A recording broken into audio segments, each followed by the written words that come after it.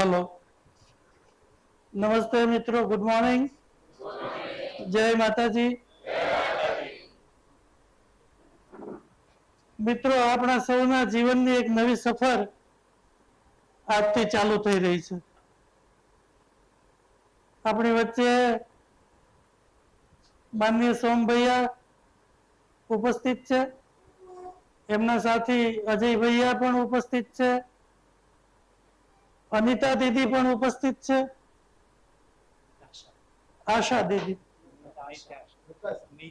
નીતાશા દીદી, sorry, નીતાશા દીદી પણ છે. અને મિત્રો, સમગ્ર ગુજરાતના યુવાધનને સાચી દિશા આપનારા આપણા હસમુખભાઈ પટેલ સાહેબ પણ આજે ખાસ આપણી વચ્ચે આવ્યા છે.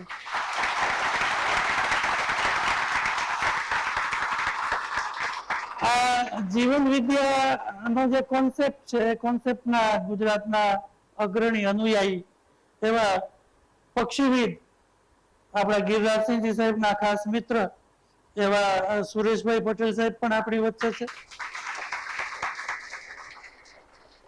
સૌ પ્રથમ હું આપણા માર્ગદર્શક અને વડીલ એવા શ્રી ઇન્દ્રસિંહજી વાઘેલા સાહેબને વિનંતી કરું કે આપણા બધા વતીથી સોમભૈયાને સન્માને.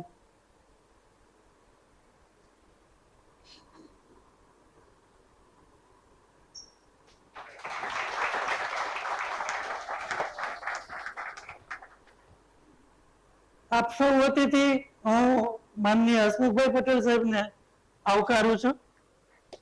Welcome sir. હું શ્રી ગિરિરાજસિંહજી રાવલને વિનંતી કરું કે અજય ભૈયાને આવકારે.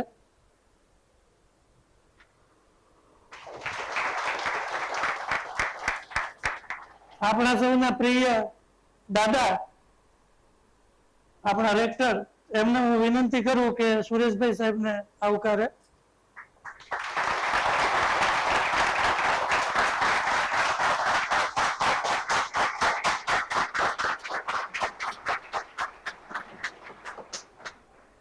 આપણા બધા વતીથી હું પૂજાબાને વિનંતી કરું કે દીદીને આવકારે.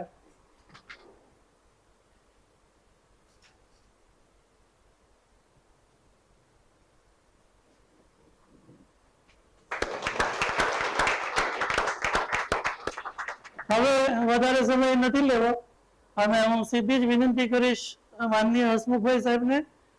એમના કહેવાથી જ, એમના સજેશન્સથી અને ઇન્દ્રસિંહજીના ટેકાથી આ શિબિરનું આપણે આજે અહીં આયોજન કરી શક્યા છીએ.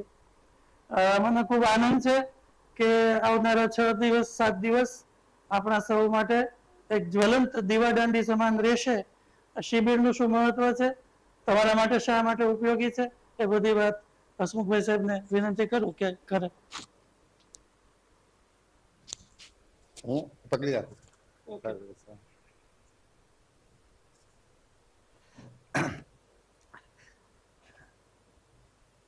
आदरणीय सोमभैया, आदरणीय दीदी, आदरणीय सुरेश भाई, अजय भाई, अशोक सिंह भाई, संस्थाना रेक्टर, जीवन विद्या, मैं अपनी बात हिंदी में करूंगा ताकि आप पूरी जो 6 दिन की शिविर है उसकी बात हिंदी में होने वाली है, तो मैं अपनी बात हिंदी में करूंगा. तो यहाँ जीवन विद्या परिवार से जुड़े लोग जहां जहां जीवन विद्या का कार्यक्रम होता है तो आ ही जाते हैं, क्योंकि उनको लगता है कि उसमें से कुछ न कुछ उनको मिलेगा. तो ऐसी भावना से आए हुए जीवन विद्या के जो भी साधक कहें, ऐसे साधक, और इस समाज में यहाँ रह के पढ़ रहे सब विद्यार्थी और विद्यार्थिनियां.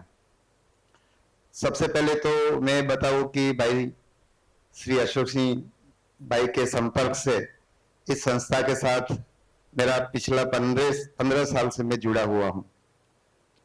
सबसे पहले मेरे ख्याल से आज से करीब 2008 या 9 उस टाइम PSI वगैरह की भर्ती थी, तब इंटरव्यू की तैयारी कैसे करें उसके बारे में मुझे बुलाया गया था और मैंने उसमें आपके सवालों के जवाब दिए थे। उस टाइम में बहुत प्रभावित हुआ था, जिस तरह से यहाँ रह के विद्यार्थी जिस तरह से तैयारी कर रहे थे। और मैं 15 साल पहले की बात कर रहा हूँ, जब इतनी जागृति, इतनी स्पर्धा नहीं थी। आज जिस तरह की स्पर्धा के बीच में से आप गुजर रहे हैं, ऐसी स्पर्धा उस टाइम नहीं थी। तो मुझे बड़ा आश्चर्य हुआ था कि यहाँ बैठा हुआ करीब उस टाइम भी इतने ही लोग थे, तो बैठे एक एक उनका जो सवाल था, उन्होंने परीक्षा को ध्यान में रख के जो तैयारी की थी, तो मुझे बहुत अच्छा लगा था। उसके बाद मैं हर साल सुनता रहता था कि इतने सारे लोग, मुझे उस टाइम के कुछ आंकड़े ऐसे याद है कि उस टाइम करीब 1000 लोग पास हुए थे। आज तो अभी अलग अलग ज्ञातियों के सब लोगों ने अपना समाज बनाया है और इस तरह का काम कर रहे हैं, क्योंकि स्पर्धा बहुत बड़ी है। लेकिन उस टाइम मेरे ख्याल से इतना अच्छा काम कोई नहीं कर रहा था। उस टाइम मैं पटेल समाज में भी गया था, तो बहुत ही अंतर था दोनों के काम करने में। तो उस टाइम से मैं इस संस्था से जुड़ा हुआ हूँ और उसका कारण है अशोक सिंह भाई जैसे लोग जो संस्था के लिए बहुत मेहनत करते हैं। तो जीवन विद्या का आज जो कार्यक्रम हो रहा है, एक्चुअली आप उनको, सोम भैया को 6 दिन सुनने वाले हैं। मैंने उनका पहला शिविर जब गुजरात में, दूसरा शिविर, पहला उनका जूनागढ़ के पास चापरड़ा में हुआ था, दूसरा शिविर उनका अहमदाबाद में हुआ था, जिसमें मैं सुरेश भाई, अजय भाई, सब लोग हम बैठे थे और मैंने वो पहला शिविर किया था और मेरे जीवन में उससे बहुत बदलाव आया है। तो उस समय से मैं जुड़ा हुआ हूँ। उसके बाद सूरत में मैंने काफी शिविर ऑर्गेनाइज कराए हैं, भावनगर में ऑर्गेनाइज कराया एक शिविर, तो क्योंकि मुझे इतना फायदा हुआ। तो अभी थोड़े समय पहले सोम भैया से मेरी बात हुई, तो उन्होंने ऐसा सोचा कि इतने सारे लोग सिविल सर्विस एग्जाम देते हैं और सिविल सर्विस एग्जाम में एक एथिक्स का पेपर आता है, तो उनको लगा कि ये जो विद्यार्थी हैं उनको इस विषय के बारे में सिखाना चाहिए। उन्होंने कोई एक उत्तर प्रदेश के आईएएस अधिकारी का एक वीडियो सुना, जिसमें उन्होंने अपने पूरी कारकिर्दी के दौरान जो भी माहौल था उसके बीच में रह के बहुत प्रामाणिकता से काम किया और उन्होंने बाकी जो लोग प्रामाणिकता से काम कर नहीं रहे थे उनको एक्सपोज किया और इस तरह से उन्होंने काम किया। मैंने भी हुआ ऐसा कि मैंने भी वो वीडियो देखा हुआ था, तो भैया को लगा कि हमें ऐसे लोग तैयार करने चाहिए। और आप जानते हैं कि स्पर्धा कितनी ज्यादा है। जैसे हमारी लोक रक्षक की भर्ती है, तो उसमें 10,000 के सामने करीब 10 लाख लोग अर्जियां करते हैं।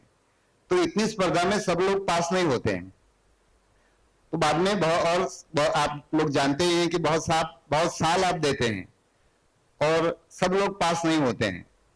तो भैया ने सोचा कि जो लोग पास होते हैं वो उस आईएएस ऑफिसर के रूप में, मतलब उस आईएएस ऑफिसर की तरह सरकार में आके अच्छा काम करें, नैतिकता के साथ, प्रामाणिकता के साथ काम करें। और जो लोग सफल नहीं होते हैं कितनी भी मेहनत के बावजूद, क्योंकि सरकार में जो भर्ती की जो जगह होती है वो अनलिमिटेड नहीं हो सकती है, तो जब एक के सामने 100 या एक के सामने 20, 30, 50, 25 ऐसे लोग अर्जियां करते हैं तो सब लोग पास नहीं होते हैं।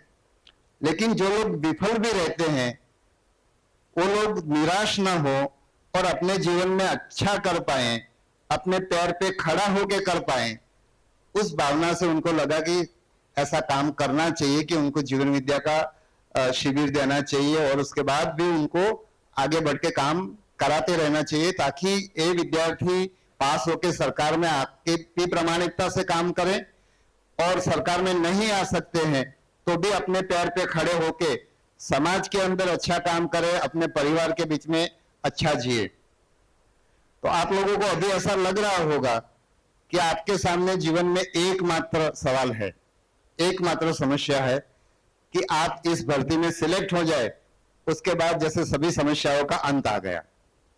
और ऐसा होता है, मैंने भी आपकी तरह ही एग्जाम दी है, तो आपके सामने यही समस्या है कि आप इस एग्जाम को क्लियर करना चाहते हैं और क्लियर करने के बाद आपका जीवन में अभी कोई समस्या रहेगी ऐसा आपको लगता है, लेकिन वास्तव में ऐसा है नहीं। जो लोग पास भी हो जाते हैं उनको भी जीवन में, सरकार में, अपने परिवार में, अपने समाज के बीच में जीना होता है। और बहुत सारे लोग आप ऐसे देखेंगे कि जो सिलेक्ट हुए उसके बाद सरकार में जो काम करते हैं उसमें भी समस्याएं हैं, और कई लोग ऐसे भी होते हैं जो सरकार में बहुत बढ़िया काम करते हैं लेकिन उनके परिवार में समस्या होती है, या तो फिर वो नैतिकता से, प्रामाणिकता से काम नहीं करते हैं, इसलिए उनका इतना, मतलब उनका सरकार में होना समाज के लिए बर्डन बन जाता है। तो ऐसा न हो, इसलिए मुझे लगता है कि ये जीवन विद्या परिवार ने अच्छा काम अपने हाथ में लिया है, ताकि आप सफल भी होते हैं उसके बाद आप अपने जीवन के हर क्षेत्र में अच्छा करें, अपने परिवार में अच्छा जिए, संबंधों में अच्छा जिए, समाज में अच्छा जिए और लोगों को बहुत अच्छा दे। तो भैया ने जब ये बात की तो मुझे लगा कि गुजरात में ऐसी बहुत सारी अच्छी संस्थाएं हैं। तो मैंने 2-3 जगह पे जहां मेरा परिचय था मैंने बात किया, तो सब जगह पे अच्छा प्रतिसाद मिला है। लेकिन मुझे कहना चाहिए कि जब मैंने अशोक सिंह भाई से बात किया तो 1 दिन के बाद उनका जवाब आया। उन्होंने मुझे वादा भी किया था कि मैं आपको जवाब देता हूं। तो गुजरात में पहली संस्था है जिसमें एक कार्यक्रम हो रहा है। मैंने आज शाम को उनको बताया और परसों सुबह उन्होंने मुझे जवाब दे दिया तारीख के साथ कि मुझे इस तारीख में, इन तारीखों में यहाँ का संस्था में प्रोग्राम करना है। और उन्होंने शायद 1 जून के आसपास मुझे तारीख बताई थी, लेकिन भैया का और शिविर होने के कारण आज आप 10 दिन की बात कर रहे हैं। तो मेरे ख्याल से जब मैंने बात किया उसके बाद 10-15 दिन के अंदर उन्होंने यहाँ कार्यक्रम आयोजन करने के लिए उन्होंने अपनी तैयारी जता दी थी। तो मुझे खुशी है कि आप ऐसी संस्था के साथ जुड़े हैं जो संस्था केवल आप परीक्षा में पास हो उसकी चिंता ही नहीं कर रही है, लेकिन आप परीक्षा के बाद जीवन में सफल हो, और परीक्षा में सफल होकर आप सरकार में जाके समाज का अच्छा काम करो, आप नैतिकता सीखें। और एक आप जब सरकार में जाओगे तो आप ऐसे पदों पे जाओगे, सरकार में एक छोटा सा, जिसको छोटा हम बोलते हैं कांस्टेबल का पद, ऐसे पद में भी जाने वाला व्यक्ति समाज के लिए उदाहरण रूप बन सकता है, क्योंकि लोग सरकार की ओर देखते हैं। जैसे आज आप हमारे जैसे लोगों को देख के प्रेरित होते हैं, तो ऐसा सरकार का किसी भी स्थान पे अच्छा काम करने वाली व्यक्ति से लोग प्रभावित और प्रेरित होते हैं। तो जो काम अभी जीवन विद्या परिवार और आपकी संस्था ने इस शिविर से शुरू किया है, वो काम ऐसा है कि आप अपने ही जीवन में अच्छा करोगे, इतना ही नहीं, आप दूसरों के लिए भी प्रेरित बनोगे, प्रेरणारूप बनोगे, और आप अच्छा दाखिला बिठाओगे और आने वाली पीढ़ियों के लिए आप मिसाल बनोगे। तो इसी भावना के साथ आप ये 6 दिन की शिविर करिएगा। दूसरा है कि आप जब ये परीक्षाएं देते हैं तो आपका आत्मविश्वास ऊपर नीचे होता रहता है। खास करके जैसे परीक्षा नजदीक आती है तो आपने कितनी भी अच्छी तैयारी की हो, आपको लगता है कि आपकी परीक्षा की तैयारी ठीक नहीं है। तो उसका कारण यह है कि परीक्षा नजदीक आई है, आपने तैयारी जैसी भी की है, क्योंकि आत्मविश्वास सबका मैं भी उस स्थिति में से गुजरा हूं और आज भी मेरे जीवन में आत्मविश्वास का कभी ना कभी समस्या होती है। तो जीवन विद्या शिविर से आपको स्पष्टता होगी। जब भी आपका आत्मविश्वास ऊपर या नीचे होगा तब आप ठीक से उसको सोच पाएंगे। मैं आपको बताऊं कि मैंने शिविर किया, उसके बाद एक मतलब उनके रायपुर के अंदर बच्चों का एक शिविर हुआ था, जिसमें 10वीं कक्षा के आसपास के बच्चों का एक शिविर हुआ था। तो मैंने जो शिविर अहमदाबाद में किया उसके बाद मेरे ख्याल से 1 आध साल के अंदर अंदर मैंने वो बच्चों का शिविर सुना था। और वो शिविर सुनने के बाद मुझे भी, मैं बात कर रहा हूं करीब आज से 10 साल पहले की, 10-12 साल पहले की, तो उस टाइम मुझे भी बड़ा आत्मविश्वास का अनुभव हुआ था। तो आप 6 दिन के बाद आप इस शिविर में से गुजरोगे तो धीरे धीरे आप में खुद में आपके जीवन के बारे में स्पष्टता होती जाएगी और हमारा आत्मविश्वास तभी हिलता डुलता है जब हमें जीवन के बारे में स्पष्टता नहीं होती है। तो इस शिविर करने से आप अभी परीक्षा में आपकी सफलता की संभावना बढ़ेगी, क्योंकि परीक्षा में मेरा ऐसा मानना है कि कम से कम आधा योगदान आत्मविश्वास का होता है। तो आपका आत्मविश्वास बढ़ेगा, आप जल्दी से परीक्षा क्लियर करोगे और उसके बाद सरकार में जाके आप अच्छा करोगे, और किसी कारणवश आप परीक्षा में सफल नहीं भी होते हैं तो आप अपने जीवन में अच्छा करोगे। तो इस भावना से आज जो कार्यक्रम शुरू हो रहा है उसमें इस संस्था को मैं बधाई देता हूं कि इतना अच्छा काम कर रहे हैं, और संस्था आपके लिए उदाहरण रूप है। तो आप आने वाले समय में आप भी समाज में ऐसा काम करते रहोगे। तो ऐसी भावना के साथ मैं अपनी बात पूरी करता हूं। सबको बहुत बहुत शुभकामनाएं।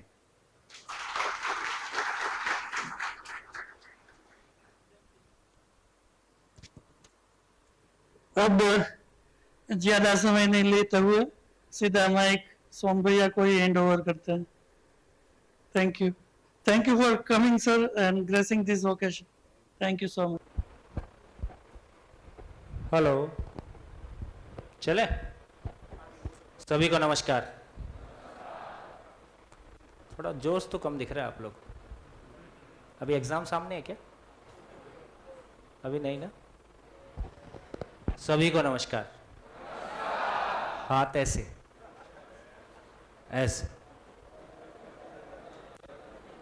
गुड।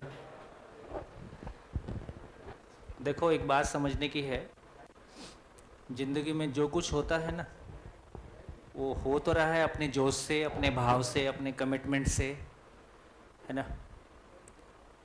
कुछ मुश्किल नहीं है और कुछ आसान नहीं। जिसके लिए हमारे भीतर कॉन्फिडेंस जग जाए वो आसान है, जिसके लिए कॉन्फिडेंस लूज होता रहे वो मुश्किल है। तो 7 दिनों में आपकी दुनिया बदल जाने वाली है, इस बात की गारंटी है, ठीक। और हमारे लिए ये काम कोई मनी मेकिंग एक्सरसाइज नहीं है कि आपकी एकेडमी ने हमको कुछ पैसा दिया है इसलिए हम आपके बीच आए, ऐसा नहीं। हम इस काम को करते हैं और मैं इस काम को करता हूँ। मेरे साथ में आदरणीय सुरेश पटेल जी हैं, आदरणीय अजय भाई हैं, IK वाघेला जी यहीं के हैं, और लगभग मुझको 25 साल पूरा हो गया, 25 ईयर्स। हमने सरकारों को बदलते हुए देखा है, समाज को बदलते हुए देखा है, और मैं सोचता हूँ आपकी उम्र लगभग कितनी होगी? 30 के नीचे कितने लोग? 30 के नीचे ना, अधिकांश 30 के नीचे। तो जब आप पैदा होने वाले थे संसार में, आ रहे थे जब आप, तब मैं ये तैयारी कर रहा था कि आपका जीवन सुखद कैसे हो। मेरा इंजीनियरिंग पास आउट 89 का है, और इलेक्ट्रॉनिक्स इंजीनियरिंग के बाद मैंने 3 साल जॉब किया, नेल्को टाटा, अमेरिकन एम्बेसी, और 92 में मैंने जॉब से रिज़ाइन किया। तो 91 से मेरे अंदर वो प्रोसेस शुरू हो गया था, और लगभग मैं सोचता हूँ कि आपका जन्म 91 के बाद। कितने लोग 91 के बाद आए? देखो सही है कि नहीं?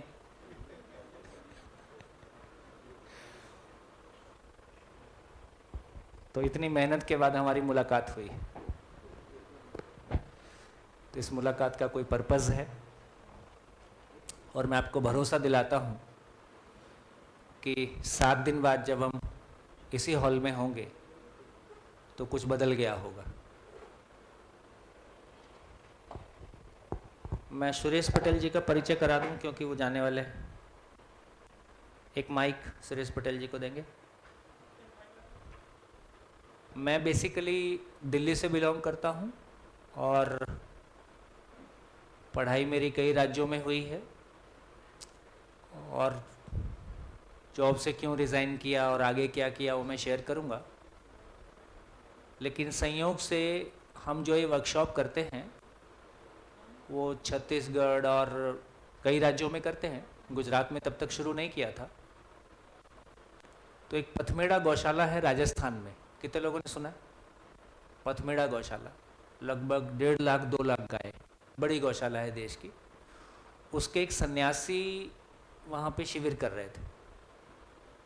शिविर करने के बाद वो इस पे जो इंट्रोडक्टरी बुक है वो ले गए और उन्होंने वो बुक लाके अपने कोई मित्र होंगे उनके अहमदाबाद में जो आईआईटी का कोचिंग चलाते थे, एडुनोवा आईआईटी कोचिंग वगैरह थी, उनको दिया। उनको वो बुक पढ़ने से इतनी ज़्यादा प्रभावित हुए तो उन्होंने नंबर ढूंढ के कहीं से मेरे को फ़ोन किया कि वो बुक हमने पढ़ी और बुक पढ़ने से लगा कि ये किसी ने कट पेस्ट नहीं लिखा है, ये किसी का अनुभूत ज्ञान है। तो हम लोग आपको सुनना चाहेंगे, हम लोग आपको एयर टिकट भेजना चाहते हैं और आप अहमदाबाद आ जाओ।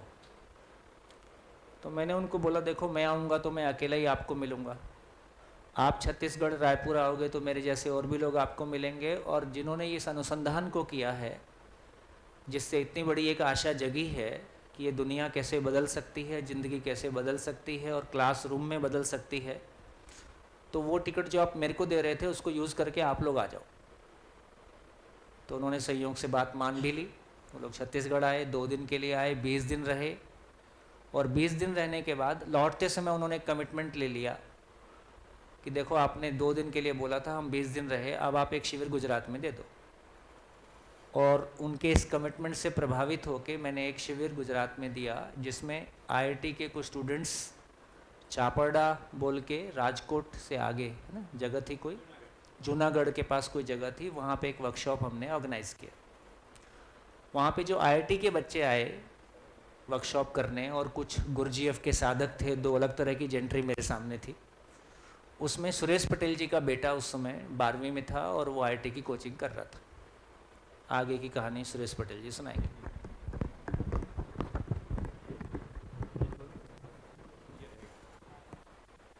आप कॉरपोरेट ट्रेनर हैं, अमेरिका से इंजीनियरिंग किया और देशभक्ति और देश के लिए कुछ करना है बोल के जॉब छोड़ा, और फिर बहुत सारा ट्रेनिंग पुलिस वालों के लिए और बहुत सारी ट्रेनिंग आप करते हैं।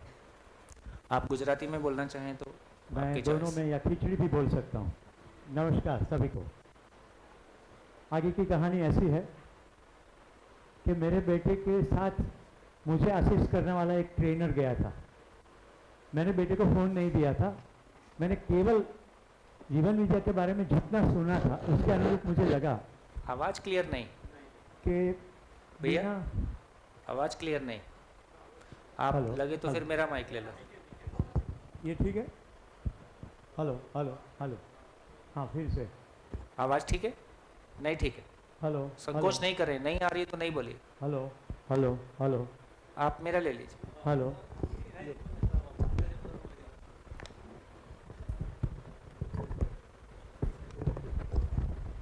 हेलो,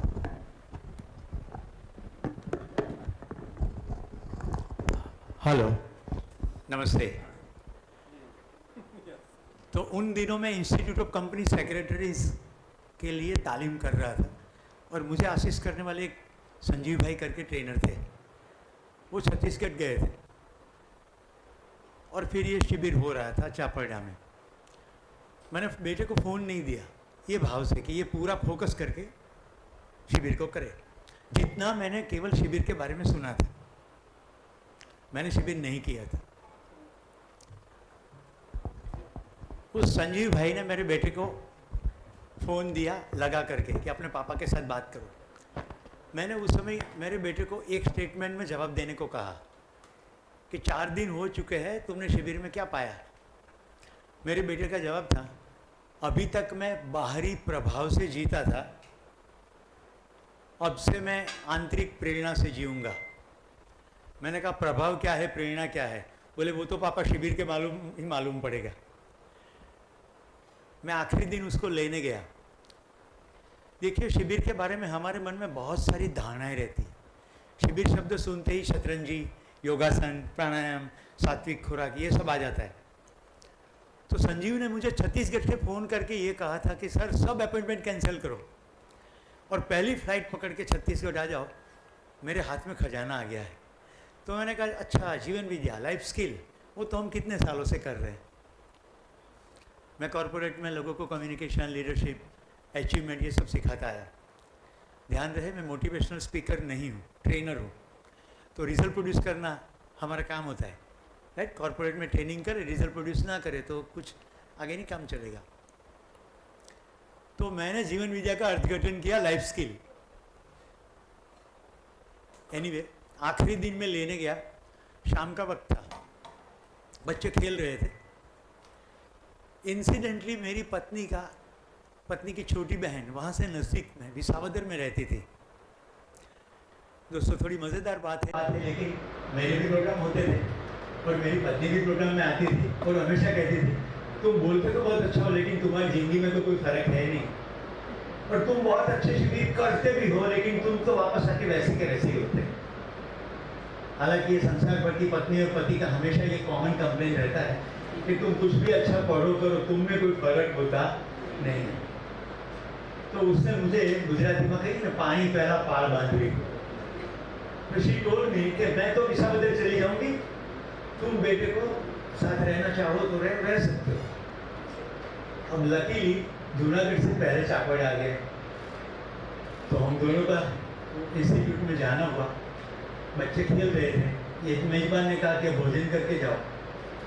एक खेलते हुए बच्चे को मैंने पूछा कि अभी क्या कार्यक्रम है। बोले हमने संबंध पर सोम भैया से अभी एक सेशन और मांगा है। मैं हैरान था, 7 दिन एक ही व्यक्ति को 8-8 घंटे सुनने के बाद ये 11th और 12th ग्रेडर के बच्चे अभी भी सीखना चाह रहे हैं। तो मेरी पत्नी को कहा कि अब रुक जाते, 1 घंटा सुन लेते। 1 घंटा सुनने के बाद उसने अपनी बहन को फ़ोन करके कह दिया अब मैं नहीं आऊँगी, तुम आ जाना मिलने, क्योंकि कल आखिरी दिन है और हम समापन सत्र में रहेंगे। दोस्तों मैं बड़े प्यार से आदर से कहना चाहता हूँ, मैंने उसी क्षण से निर्णय लिया। आज से सोम भाई मेरे पिता है, हालांकि उम्र में मेरे से छोटे हैं, लेकिन जो ममता वात्सल्य ज्ञान के क्षेत्र में मुझे मिला 1 घंटे में, तो उनको मैंने पिता तुल्य स्वीकार किया। और गुजराती में कहिए ना, आज थी माथुं मूकું છું जीवन विद्या में। 2012 साल थी, मैंने अपना सब काम समेट लेना शुरू कर दिया और इसमें जीवन समर्पित कर दिया। तो दोस्तों फिर मैं छत्तीसगढ़ गया 2 साल इसमें डीप स्टडी करने के लिए, और पिछले 8 सालों से मैं भी गुजराती में शिविर का प्रबोधन करता हूँ। मैं अभी राहुल साहब को बोल रहा था, आवाज़ दो, और मैं तो सेक्टर 30 में ही रहता हूँ। इस शिविर के बाद आपको कोई भी सहाय की ज़रूरत पड़े, कोई कंसर्न में क्लैरिटी चाहिए, डिस्कशन करना है, तो मैं तो हमेशा उपलब्ध रहूँगा। तो दोस्तों ये है क्या? अब आपके मन में भी हुआ होगा कि लाइफ स्किल नहीं तो है क्या? एक लाइन में बताया गया कि आत्मविश्वास से सब कुछ कर सकते हैं। सोम भैया की पहली लाइन अगर आपने ध्यान से सुनी हो तो ये पहली लाइन ये थी कि कोई भी स्थिति हो, आत्मविश्वास है तो कर सकते हैं, आत्मविश्वास नहीं है तो डिफिकल्ट बन जाती है। किताब से, लगभग सिलेबस से, एग्जाम की तारीख से, प्रिपरेशन का टाइम से, फिर क्यों कुछ एक लोग पार कर जाते हैं? ये क्वेश्चन का जवाब आपको शिविर में मिल जाएगा, राइट। एक व्यक्ति को बिना कुछ गलत किए संसार में जो कुछ भी उपलब्ध हो वो सब मैंने पाया, और अशोक पटेल जैसे दोस्त भी पाए जिन्होंने बड़े प्रामाणिकता से काम किया। तो वो कॉमन तत्व क्या है? तो दोस्तों 1 घंटे के अंदर वो मुझे पकड़ में आ गया, और उस शब्द का नाम है संबंध। आपका स्वयं के साथ संबंध, एग्जाम के साथ संबंध, अपनी कैरियर के साथ संबंध, अपने साथियों के साथ संबंध, इस एकेडमी के साथ संबंध, पूरी राष्ट्रीय कम्युनिटी के साथ संबंध, पूरे भारतवर्ष के साथ संबंध, और पूरे ह्यूमैनिटी के साथ संबंध, और आपकी कैपेबिलिटीज। अगर मैं डॉक्टर हूँ और आप पेशेंट हैं और मैं आपके साथ संबंध से जुड़ता हूँ तो आपकी बेस्ट ट्रीटमेंट करूँगा कि नहीं? और अगर मैं संबंधित नहीं तो आप मेरे से डरोगे कि बेवजह का ऑपरेशन कर देगा, हाँ या ना? तो संबंधों में जीने का जो सुख है वो सुख के प्रदेश में आप पाओगे तो सब कुछ आसान हो जाएगा। आपने मुझे बड़े ध्यान से, एकाग्रता से सुना, इसलिए मैं आपका धन्यवाद करता हूँ। और सोम भैया ने अपॉर्चुनिटी दी उनके शिविर से पहले आपके मन या दिल तक प्रवेश करने की, तो मैं तो हमेशा आपके लिए उपलब्ध रहूँगा। धन्यवाद। जय हिंद।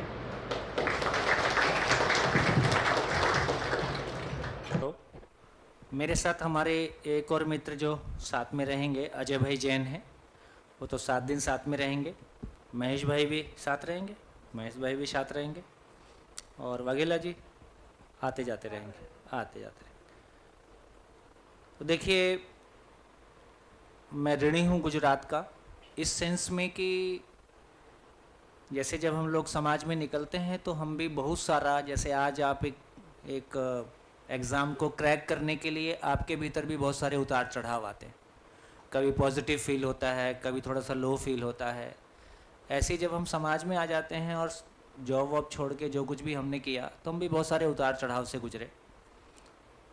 उसको मैं थोड़ा बहुत आपसे इसलिए शेयर करूंगा कि आपकी ज़िंदगी आज वहाँ खड़ी है जहाँ खुला आकाश आपके सामने है और आप कितने भी ऊंची उड़ान भर सकते हैं।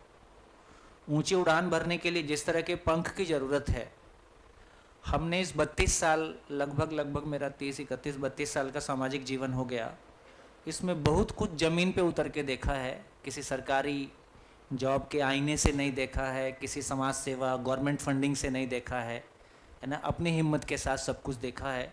और ये भी एक सुखद संयोग रहा, कुछ ऐसा मिल गया जो शायद हमारी हैसियत तो नहीं थी, लेकिन जो मिला उससे हम सब की हैसियत बहुत बड़ी हो सकती है।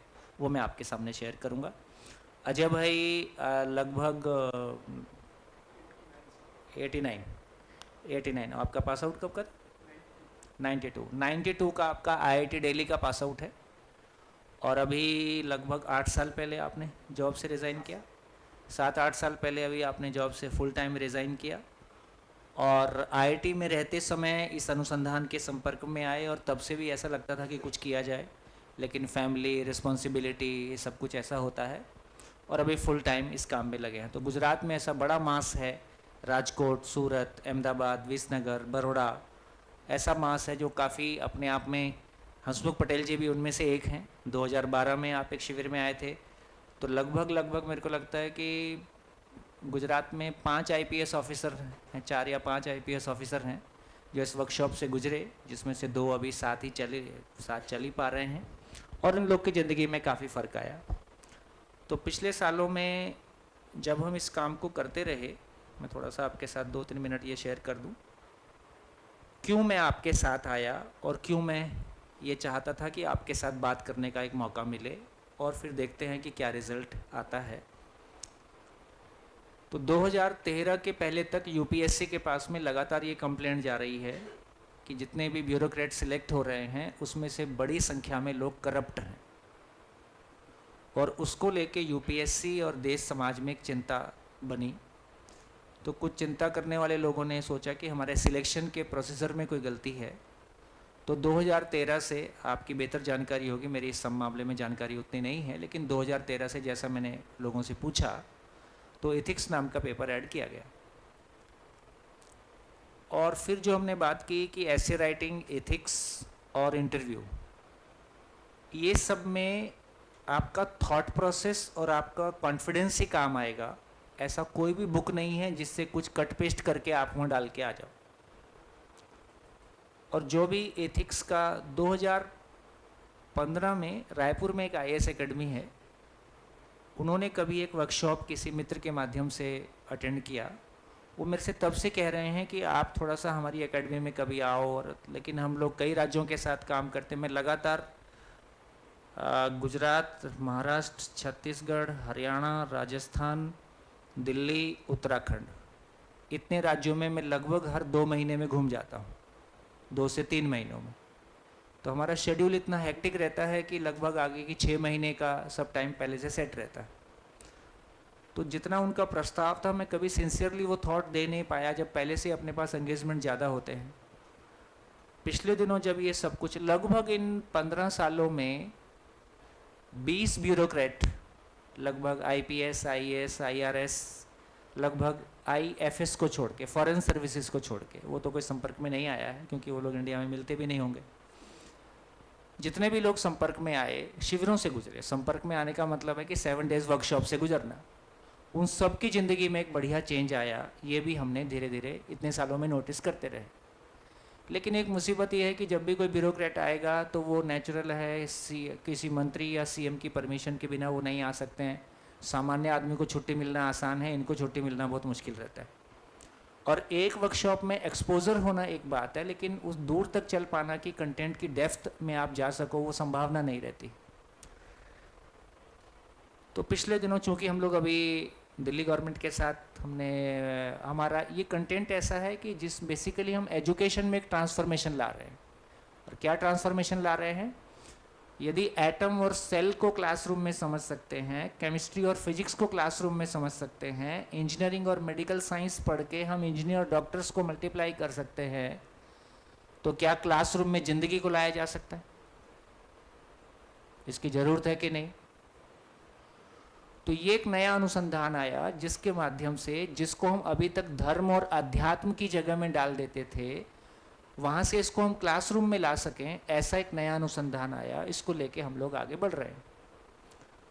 तो पिछले सालों में जब ये ध्यान में आया, तो ये भी ध्यान में आया कि जब एक व्यक्ति उधर पहुँच जा रहा है तो उसके पास बहुत, उसका अपना ईगो भी बढ़ जाता है, उसके ऊपर प्रेशर्स भी आ जाते हैं। तो फिर ये ध्यान में आया कि क्यों ना ऐसा किया जाए। कंटेंट बहुत 360 डिग्री है, वो आप 7 दिन में देखेंगे तो धीरे से ऐसा लगता है कि आपके साथ क्या रिजल्ट आएगा इस 7वें दिन देखेंगे। लेकिन आपके पास पहुंचने के पहले हमने 2-3 प्रयोग किए।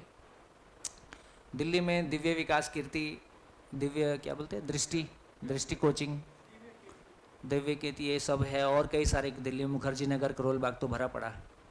और दिल्ली में ही हम लोग बैठे हैं, दिल्ली में ही सेंटर है जहाँ हम रेगुलर दिल्ली गवर्नमेंट के ऑफिसर्स और इन सब के साथ में काम करते हैं। तो वहाँ से हमने कोचिंग से 20-25 प्रोफेसर्स को बुलवाया वनडे के लिए, उनके साथ हमने शेयरिंग किया। तो उन्होंने बहुत अप्रिशिएट किया। उन्होंने कहा कि इससे तो हमारी अपनी टीचिंग और हमारी पर्सनल लाइफ में बहुत फ़र्क पड़ सकता है। फिर हमने कहा कि कुछ स्टूडेंट्स के साथ में प्रयोग करके देखें। तो मुखर्जी नगर के हमने 5 बच्चों को भी एक वर्कशॉप में ला के देखा, और जितना हम सोच रहे थे उससे बेहतर रिजल्ट उन्होंने शेयर किया। उसके बाद फिर संयोग से, चूँकि हंसमुख पटेल जी और ये सब लोग पुराने मित्र हैं, तो मैंने इन लोगों से चर्चा की क्या कुछ ऐसा किया जा सकता है। तो आपकी चर्चा आई और उन्होंने आपसे बात किया। तो ये एक संदर्भ रहा कि आपके पास कैसे पहुँचे, क्यों पहुँचे। बाकी तो और विस्तार से बात करेंगे। चलिए, तो जिस वीडियो की बात हंसमुख पटेल जी कर रहे थे, हो सकता है आपने देखा कि नहीं देखा, पर मैं सोचता हूँ कि मैं कुछ चीज़ें आपसे शेयर करता हूँ। क्योंकि जब आप यूपीएससी अटेम्प्ट करने जा रहे हो और सिलेक्शन के बाद जो आपको फेस करना है या जो आपको हैंडल करना है ना, या एग्ज़ाम के सब कुछ, तो आपके क्लैरिटी और कॉन्फिडेंस से ही सब कुछ दुनिया में चल रहा है। शरीर हम सबका कम ज़्यादा एक ही जैसा है, शरीर में कोई ज़्यादा अंतर नहीं है। अंतर है तो किस बात का अंतर है? एक व्यक्ति है अपनी 2 वक्त की रोटी के लिए जूझता है, और एक व्यक्ति है जो हज़ारों लोगों को रोजगार देता है। तो हमारे शरीरों में कोई ज़्यादा अंतर नहीं है। अंतर है तो क्या चीज़ का है? हम में कोई डिफरेंस है तो क्या चीज़ का है ना? हमारी कोई क्लैरिटी, हमारा कोई विज़न, हमारी कोई सोचने समझने की ताकत, हमारा कोई कमिटमेंट है ना, हमारा कोई संकल्प, ये कोई अलग दुनिया है। इस दुनिया के बारे जितना हम फिजिकल वर्ल्ड में जितना फाइन डिटेल में जाए, शरीर की एनाटॉमी को बोले तो एक एक अंग, एक एक पार्ट हमने खोल के रख दिया है। किसी मशीन को समझने जाते हैं तो एक एक पार्ट खोल के रख देते हैं, उसकी एक फाइन डिटेल हमको मिल जाती है। लेकिन हम हजारों साल से आत्मा और परमात्मा की बात कर रहे हैं। मैं पूछूं, कितने लोग हैं जिन्होंने अहमदाबाद में आत्मा को देखा होगा? लेकिन कितने लोग हैं जो अहमदाबाद में इंजीनियर डॉक्टर होंगे? तो जो चीज़ मात्र साइंस मात्र 100 साल पहले ठीक से इंट्रोड्यूस होती है, और आज साइंस, एक समय था जब विज्ञान को अपनी बात की, जब किसी साइंटिफिक टेम्परामेंट को अपनी बात बोलने के लिए धर्म की परमिशन लेने की ज़रूरत पड़ती थी। आज बिल्कुल उल्टी स्थिति है, धर्म को अपनी बात बोलने के लिए बोलना पड़ता है कि ये विज्ञान सम्मत है, नहीं तो आज आप खड़े नहीं हो सकते। आज युवा पीढ़ी धर्म पे ज़्यादा विश्वास कर रही है कि विज्ञान पे ज़्यादा विश्वास कर रही है, और ये मात्र 100 साल की कहानी है। तो दोस्तों, ये तब संभव हो पाया जब उसकी एंड टू एंड डिटेल पे हम बात कर पाए। तो इस अनुसंधान के माध्यम से वो जो भाव और विचार की दुनिया है, वो जो मेरे भीतर की कॉन्फिडेंस की दुनिया है, भाई यदि शरीर में दिल है, यदि दिल हार्ट ब्लड पंप करता है तो वो कहीं है ना, कोई इंस्ट्रूमेंट कहीं पे है, वो किडनी कहीं पे है। तो ये मैं नाम की चीज़ कहाँ पे है? जिसमें कॉन्फिडेंस लूज होता है, जिसमें आपका कॉन्फिडेंस आता है, जिसमें क्लैरिटी आती है, ये जो सुखी दुखी होता है, ये जो भविष्य के सपने देखता है, ये जो किसी से पीड़ा पाया है उसको याद रखता है, ये शरीर में कहाँ रहता है? और ब्रेन में रहता है तो खोल के देखते हैं तो मिलता नहीं है। भाई हम बोले ब्रेन में रहता है, भाई किडनी खोल के देखने से किडनी मिल जाती है, हाथ में लेके दिखा सकते हो ये किडनी है, ये हार्ट है, ये लीवर है। आजकल तो यूट्यूब पे तमाम वीडियोस भरे पड़े हैं। पहले तो मेडिकल स्टूडेंट्स को ही वो सब देखने मिलता था, आजकल तो हम सब भी देख सकते हैं, एक एक पार्ट निकाल के हाथ में दे देते हैं। तो यदि मेरा ब्रेन से लेके बाकी तमाम पार्ट्स के बारे में मेरी एंड टू एंड क्लैरिटी है तो मैं उसको हैंडल कर पाता हूँ, लेकिन मेरी ये सोचने की जो मशीन है ये कहाँ रहती है? और ब्रेन में रहती है तो खोलने से मिलती नहीं है। तो यदि मैं इसको हैंडल करना चाहूँ तो मैं कैसे हैंडल करूँ? ऑब्जेक्टिवली इसके ऊपर मेरा कोई अधिकार नहीं बनता है। फिर बहुत सारे उपदेश हैं, बहुत सारी मोटिवेशन है जिसको कहने से किसी को मैं, और फिर मैं ये भी कहूँगा, एक युवा होने के नाते आप भी इस बात को समझेंगे, मैंने भी कभी जॉब छोड़ी और ज़िंदगी में उतरा और तमाम महापुरुषों को, तमाम लोगों को पढ़ने की कोशिश की। तमाम महापुरुषों को पढ़ने से अच्छा जीवन जीने की प्रेरणा मिलती है, लेकिन मेरी मनस्थिति और मेरी परिस्थिति में बेबी स्टेप्स क्या होंगे? राम भगवान ने ऐसा किया तो उनके साथ जो घटनाएं घटी वो घटनाएं मेरे साथ नहीं घटेंगी। तो ये जो मोटिवेटेड होना एक बात है, लेकिन अपनी जिंदगी में चीजों को हैंडल करने की कैपेसिटी आना अलग बात है। तो कोई गैप रहता ही है। तो मैं कुछ घटनाओं से एक शेयरिंग करता हूं ताकि हमारा आपका कनेक्ट बन पाए और आप जिस लक्ष्य के लिए निकले हैं, जिस टारगेट को पाने के लिए, जिस एग्ज़ाम को आप क्रैक करने के लिए निकले हैं, उसके लिए कुछ संदर्भ हमारे आपके पास में आ पाए। मेरी अपनी जर्नी, जैसा कि मैंने कहा कि मेरा इंजीनियरिंग पास आउट है 89 का। जब इंजीनियरिंग करते थे तो हमको लगता था कि हम कुछ बड़े आदमी बनने जा रहे हैं। जब जॉब में आए तो ऐसा कुछ बड़ा आदमी दिखाई नहीं दिया, सामान्य ही था वो। तो वहाँ से सपना टूटा कि यार बड़े आदमी तो नहीं बने, फिर ये बड़ा आदमी कैसा होता है? तो जैसा है ये दिख रहा है ऐसा तो नहीं होता। अभी मैं किसान का बेटा हूँ, कितने लोग किसान के बेटे हैं यहाँ, है ना? ये सब किसान की बेटियाँ नहीं? तो ऐसा क्यों दिखाई दे रहा है? बहनों में कम हाथ उठे, बॉयज़ में ज़्यादा उठे। आपके फादर लोग 2-3 पीढ़ी पहले शहर आ गए ऐसा लगता। तो मैं किसान का बेटा था। हाँ, दिल्ली के पास में हमारा गांव है, घर से अनाज आ ही जाता था, घर का अपना मकान है। तो हमने सोचा ही नहीं कि छत और रोटी के लिए कुछ करना है। किसान के घर में छत और रोटी की चिंता नहीं है। घर जिंदगी भर भी कुछ नहीं कमाओ तो घर वाले सुबह शाम गाली देंगे, रोटी और मकान की चिंता नहीं। और क्या करेंगे? आप कोई भी प्रयोग करके देख सकते हैं। रोटी के लिए क्या काम करना? किसान के घर में रोटी रहता ही है, 2-3 साल का अनाज रहता है। तो मैंने कभी जिंदगी में मकान और रोटी के लिए नहीं सोचा था। मैंने सोचा था कि जिंदगी कोई बड़ी चीज होती है और इंजीनियर बनने से कोई बड़े आदमी बन जाते। जॉब में गए तो ऐसा नहीं मिला। तो वहां से माथा घूमा कि नहीं, ये तो जिंदगी नहीं है, ये जिंदगी नहीं है, ये क्लियर है, लेकिन क्या जिंदगी है ये पता नहीं। अब दिल्ली में रह के आप समझ सकते हैं, लगभग 3 से 4 घंटा ट्रैवलिंग टाइम लगता है और 8 घंटे की जॉब। नेल्को टाटा मेरी कंपनी थी, तो 12 घंटे खत्म होने के बाद आपके पास कोई ऊर्जा बचती नहीं। और जब मैं कंपनी में भी जॉब कर रहा था तो मैं कंपनी में गया तो एक दिन मैं 10 मिनट देर से पहुंचा। मैंने पहली बार ज़िंदगी में जॉब की थी। मैं बचपन से हॉस्टल्स में रहा हूँ। हॉस्टल में रहने वाला बच्चा बहुत मनमर्जी हो जाता है, उसको आदत ही नहीं होती है किसी की सुनने की। भाई मेरे को भी पहले से भी कोई ख़राब आदतें भी नहीं थी और घर में कोई पैसे की भी कमी नहीं थी, ना हमने कभी गरीबी देखी, ना हमने किसी की सुनी। अपनी मनमर्जी से जहाँ रहना था रहे और ठीक ही रहे। तो मैं 10 मिनट देर से पहुंचा तो मेरे बॉस ने मेरे को आंख दिखाई, ऐसे उठा के देखा। तो पहली बार कोई ऐसे देख रहा था। तो मैं बंधुआ मजदूर नहीं हूं तुम्हारा।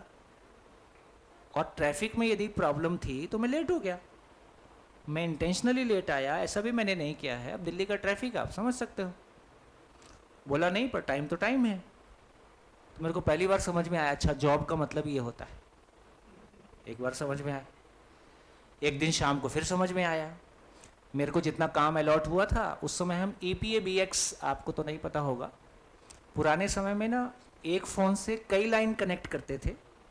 एक ऑफिस में एक कनेक्शन है और ऑफिस में 15 लोग बैठे हैं तो एक ही फ़ोन को 15 फ़ोन देते थे, उसको EPABX सिस्टम बोलते थे। तो मेरी पहली जॉब ऐसी थी जो मैं EPABX और ऑटोमेटिक फ़ोटोकॉपियर्स, 91 की बात है, इधर से एक बुक डालो और उसमें 100 पे उंगली दबाओ, 100 बुक्स, वो 100 बुक्स कॉपी करके वाइंड करके सामने देता था। और कॉपियर का साइज़ इतना लंबा था जैसे यहाँ से लेके वो दीवार, वो सब लंदन के होते थे। और तो ये सब जॉब में करते हुए जितना मेरे को काम मिला था, मैंने शाम को 2 बजे तक 3 बजे तक पूरा हो गया मेरा काम, अपना काम पूरा हो गया, अपन घर चले गए। जितना काम आपने दिया था पूरा कर दिया। शाम को 4 बजे बॉस का फ़ोन आ गया। अगले दिन जब मैं पहुंचा, उसमें फ़ोन तो नहीं होते थे, बोले आप चले गए? मैं कहा हाँ मैं चला गया। बोले क्यों चले गए? मेरा काम हो गया था। बोले जॉब तो 5 बजे तक होती है। मैं ये क्या मतलब है, मेरा काम हो गया मैं चला गया। तो फिर समझ में आया, अच्छा जॉब का मतलब बंधुआ मजदूर होता है, काम हो नहीं हो आपको ऑफिस में 5 बजे तक बैठना है। तो मैं यार इंजीनियर बन के इतनी बुरी हालत होती है ऐसा मैंने नहीं सोचा था। मैं तो मजदूर से ऐसी बात करो ठीक लगता है, नहीं नहीं तुमको 5 बजे तक बैठना है। तो ये सब अंदर चल ही रहा था, यार ये तो इंसानियत करे। फिर और क्वेश्चन खड़े हो गए, मेरी मेहनत से जो कंपनी कमाती है उस पर मेरा कोई अधिकार नहीं। कंपनी उससे अय्याशी करे, कंपनी उससे कुछ भी करे, तो मेरी ज़िंदगी जब मैंने 12 घंटे आपको दे दिए तो मेरे पास तो कुछ नहीं बचा, और मेरे को आप उतने पैसे देते हो जितने में मेरा घर मेंटेन हो जाएगा, तो मैं तो कुल मिला के बंधुआ मजदूर ही हूँ। तो मेरे को ये तो नहीं चलेगा। यहाँ से ज़िंदगी की तलाश शुरू हुई। जब भी तलाश शुरू होती है तो आपको पता ही है, आदमी फिर गांधी जी को पढ़ता है, ओशो को पढ़ता है, जय कृष्णमूर्ति को पढ़ता है, तमाम लोगों कहीं ना कहीं रास्ते ढूंढता है। तो ये सबको पढ़ के अच्छी ज़िंदगी क्या होती है, उसमें मेरे को 2 पैरामीटर सेट हो गए। एक जॉब में रहते हुए जब मैं लोगों को ढूंढ रहा था कि अच्छी ज़िंदगी क्या होती है, तो मेरे को 2 लोगों की आंख में ना चमक दिखाई दी। तो 2 लोग, एक कॉमन सेंटेंस मिला लोगों से, हम सेल्फ मेड हैं, हमने स्ट्रगल की है। ये कॉमन सेंटेंस जब मैंने लोगों से बात करना शुरू किया तो ये कॉमन सेंटेंस लोगों में मिला। जब मैंने अपनी ज़िंदगी झांक के देखी तो हमने ना स्ट्रगल की है ना हम सेल्फ मेड हैं। माँ बाप कमाते थे, कल तक हम खाते थे, आजकल हम कमाते हैं हम खाते हैं, इतना ही चेंज आया। मैं यार ये तो 70 साल का मैं होऊंगा तो अपने आप को क्या जवाब दूंगा, तुम जिंदगी में क्या किए? मेरे पास कोई आंसर नहीं था। तो मेरे को गांधी जी को और तमाम कुछ लोगों को पढ़ के 2 लाइनें चिपक गई, झूठ नहीं बोलना है, चोरी नहीं करना। अब झूठ नहीं बोलना है, चोरी नहीं करना है, उसके बाद जॉब हो पाएगी? उसके बाद जॉब मुश्किल हो गई, जॉब छोड़ दी। फिर सोचा कि अपना काम करेंगे, उसमें अपनी मनमर्जी से जिएंगे, उसमें किसी का झूठ नहीं बोलना पड़ेगा। तो अपना बिजनेस शुरू किया तो 17 डिपार्टमेंट से लाइसेंस और ये सब लेने के चक्कर में स्ट्रगल और बढ़ गई। और फाइनली उस समय पता चला कि दिल्ली में बिजनेस में प्रॉफिट का मतलब बिजली की चोरी।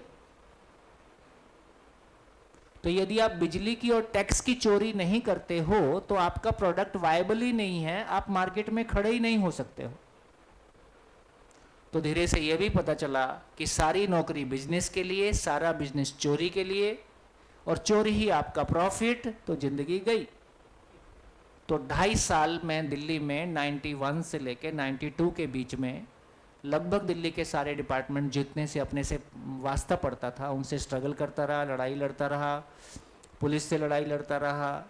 और 2.5 साल लड़ने के बाद समझ में आया कि भाई ये नीचे से लेके ऊपर तक की चेन है, तुम घिस जाओगे, ये चेन बदलने वाली नहीं है। क्योंकि जिससे भी मैं तीखा बात करता था उसका फ़ोन नंबर लेता था, ऊपर वाले से जाके बात करता था, सब शेयर कर रहे थे उस प्रॉफिट को। तब तक शादी हो चुकी थी, मेरी धर्मपत्नी मेरे साथ हैं। तो वो तो सोच के आई थी कि ये कोई बड़ा ऑफिसर मिलेगा।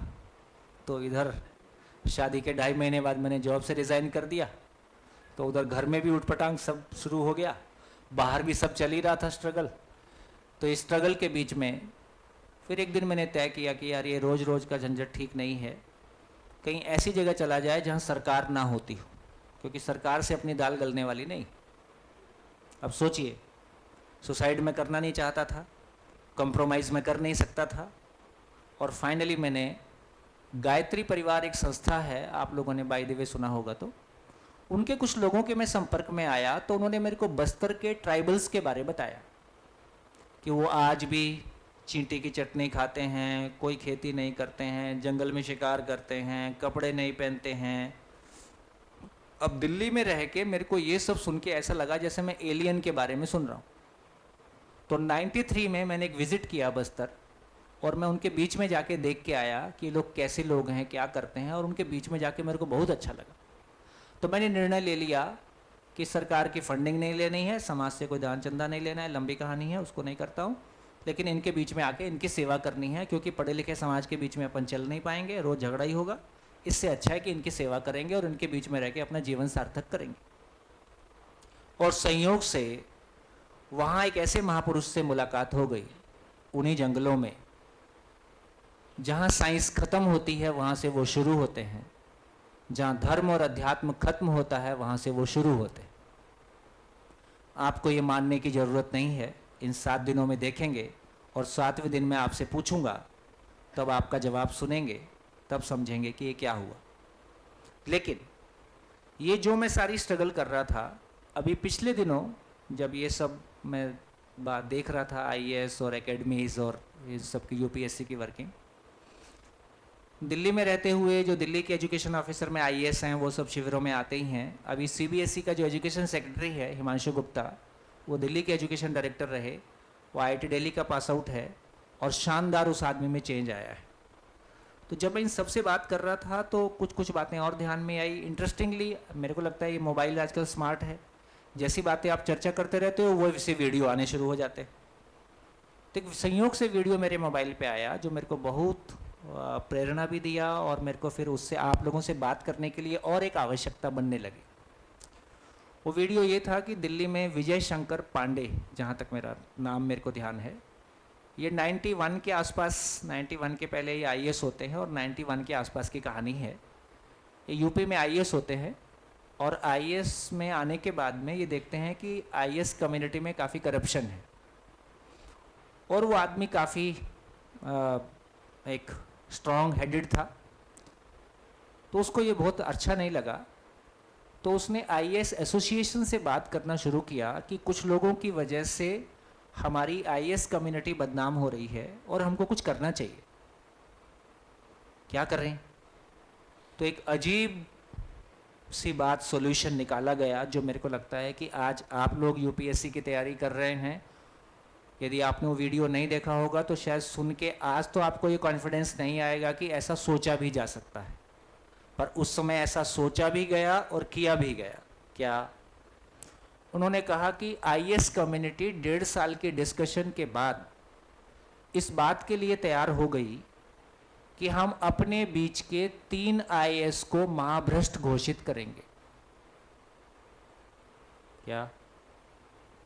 हर साल, और तब तक घोषित करेंगे जब तक ये बीमारी हमारे बीच में से निकल नहीं जाती। आईएएस एसोसिएशन खुद अपने बीच में से 3 आईएएस को हर साल महाभ्रष्ट घोषित करेंगे, और उन्होंने किया। जब 3 लोगों को महाभ्रष्ट घोषित किया तो उस समय का मीडिया, नेशनल मीडिया और तमाम लोगों में वो सुर्खियां बनी, और बहुत उस पर चर्चा हुई देश भर में। एसोसिएशन को बहुत एप्रिसिएशन भी मिला। फाइनली उन तीनों के नाम सीएम को दिए गए, और आईएएस एसोसिएशन ने कहा कि भाई ये लोग करप्ट हैं और हम आपको बोल रहे हैं आप एक्शन लो। तो सीएम साहब ने कहा सबूत कहाँ है? बोले सर आप सीएम हैं, सबूत तो आप निकलवा ही लोगे। बोले नहीं, सबूत लेके आओ। तो आईएएस एसोसिएशन ने फिर साल 6 महीना मेहनत किया और सबके अगेंस्ट में फाइल बना बना के सीएम को दिया, और फिर एक गजब की घटना घटी। सीएम साहब ने उसी 3 में से एक को अगले 6 महीने में स्टेट का चीफ सेक्रेटरी बना दिया।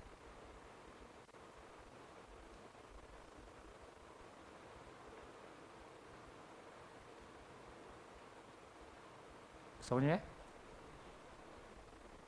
सीएम ने उन्हीं 3 महाकरप्ट में से, महाभ्रष्ट में से एक को जो सबसे महाभ्रष्ट था शायद, उसी को स्टेट का चीफ सेक्रेटरी बना दिया।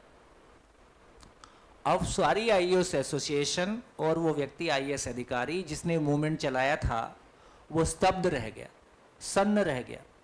उसने कहा इससे अधिक हम सोच नहीं सकते, इससे अधिक हम कर नहीं सकते। और मेरी ये गहरी मान्यता टूट गई कि यदि ब्यूरोक्रेसी ठीक हो जाएगी तो ये सिस्टम ठीक हो जाएगा। वो बहुत दुखी हुआ।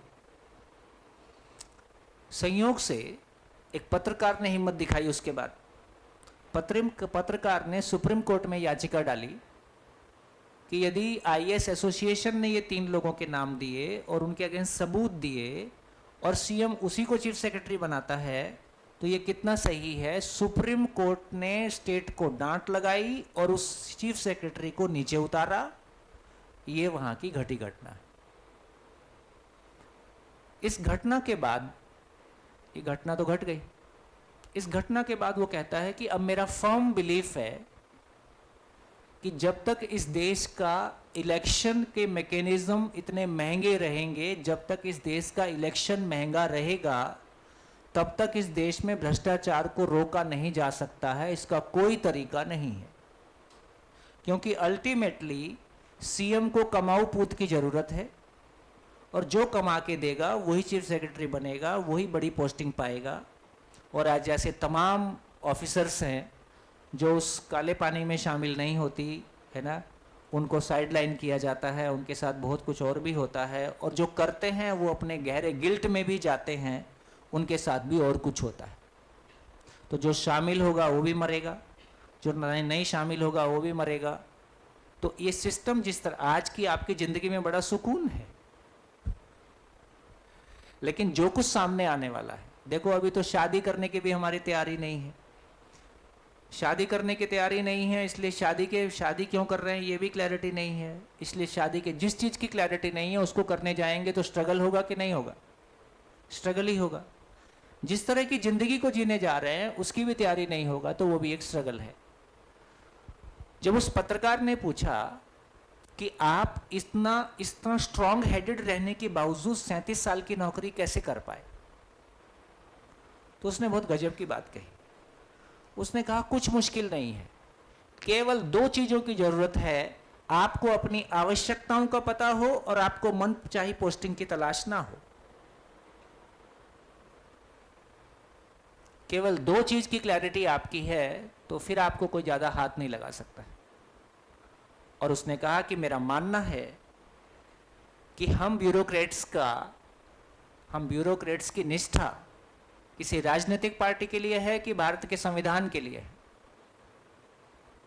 आप लोग को केवल सुनने की आदत है कि कुछ बोलने की भी आदत है?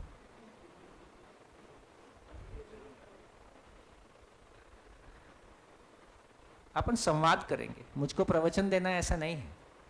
हम बात करेंगे और ऐसे समझो कि जैसे एक बड़ा भाई आपके घर में बैठ के बात करता है और मैं जो कुछ भी कहूँगा उसको आपको सुनना है, स्वीकारना है, ऐसा बिल्कुल नहीं है। मैं जो कुछ भी आपसे कहूँगा उसको आप, जो आपको ठीक ना लगे, आप नहीं कहने की पूरी हिम्मत करें। और ये पूरा कंसेप्ट ऐसा है जो संवाद विधि से ही चलता है ना, जो चर्चा विधि से ही चलता है। मैं कुछ भी कहूँगा उसको आपको मानने की आवश्यकता नहीं है। आप असहमत होंगे तो मुझको ज़्यादा खुशी होगी। कहाँ थे हम?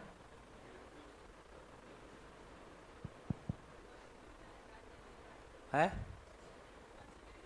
हाँ, तो किसी एक अधिकारी की निष्ठा, किसी एक सरकारी अधिकारी की निष्ठा, ब्यूरोक्रेट की निष्ठा किसी पॉलिटिकल पार्टी के लिए है कि भारत के संविधान के लिए? हाँ, ऐसा ये क्लैरिटी होगी तो आपका मनोबल अलग होगा। हम किसी सरकार की नौकरी नहीं कर रहे हैं। हमारी सैलरी सरकार देती है कि भारत की जनता देती है? सरकार पैसे नहीं कमाती है। हम भारत की जनता के लिए लॉयल हैं, हम भारत की जनता की सेवा करते हैं। हमारा कमिटमेंट भारत के संविधान के लिए है। यदि कोई पॉलिटिकल पार्टी उस संविधान के अनुरूप चलती है तो हमारा कमिटमेंट आपके साथ है।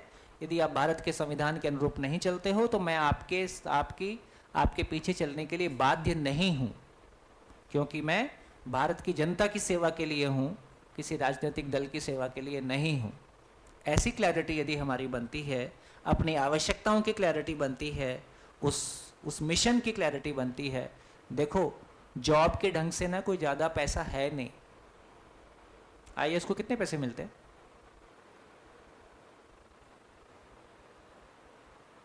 कितने पैसे मिलते हैं? 60-70 हज़ार? नहीं, ज़्यादा मिलते होंगे। 1 लाख, 1 लाख प्लस माइनस, है ना? 1 लाख प्लस माइनस, है ना? तो आज एक बच्चा आईआईटी से निकलता है, वो लगभग 2 लाख की जॉब पर मंथ की पाई लेता है।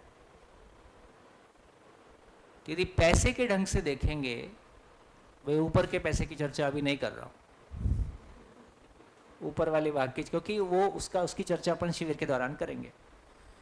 लेकिन जो अपॉर्चुनिटी एक ब्यूरोक्रेट को है, जो दुनिया बदल देने की अपॉर्चुनिटी उसके पास है, जो समाज बदल देने की अपॉर्चुनिटी उसके पास है ना, उसके पास वो ताकत आती है कि वो कुछ ऐसा कर जाए कि आने वाली पीढ़ियां याद करें। ये अपॉर्चुनिटी किसी के पास नहीं। तो अपॉर्चुनिटी क्या बड़ी है, तो उस अपॉर्चुनिटी के लिए हम इतनी मेहनत करते हैं, उस अपॉर्चुनिटी के लिए हम वहां पहुंचना चाहते हैं। तो दोस्तों, ये एक घटना घटी, तो क्या निकला इस घटना से? आप लोग क्यों आईएएस बनना चाहते हो? बाय द वे, आप लोग क्यों बनना चाहते हो? कुछ लोग शेयर करें कि आप लोग क्यों, दिल खोल के। यदि पैसा ही कमाने के लिए बनना चाहते हो तो उसमें भी कोई शर्म की बात नहीं, और क्या, क्लियर, कम से कम क्लियर तो है यार, क्यों करना चाहते हो। तो आप लोग निसंकोच कुछ लोग शेयर करें कि आप लोग आईएएस क्यों बनना चाहते हो। हाँ जी, माइक दीजिए। मेरे को लगता है कि आपकी अथॉरिटीज में से आप यहाँ के, है ना? आप क्या जिम्मेदारी देखते हैं?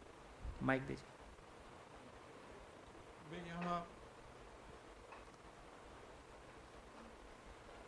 मैं यहाँ जनरल वो एडमिनिस्ट्रेशन का जो पार्ट है वो देखता हूँ, और ये मेंटरिंग का देखता हूँ।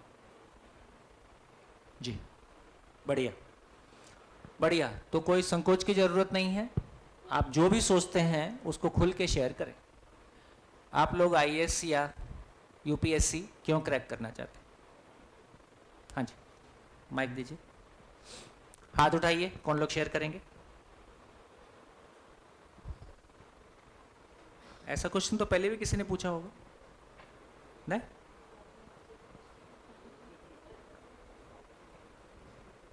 नहीं पूछा किसी ने? आप लोग क्यों आईएएस बनना चाहते हैं? हाँ जी, कुछ हाथ उठे, माइक दे। निसंकोच दिल खोल के बोले ना, आपने बिल्कुल कुछ अच्छा बोलना है, कुछ सभा के लायक, सुनने के लायक बोलना है, जो आपके मन में है वही बोलिए। पहले परिवार की नीड पूरी करनी है, पहले परिवार की नीड पूरी परिवार करनी की है, नीड बाद पूरी। में सेवा करनी है। बाद में सेवा करनी है, गुड।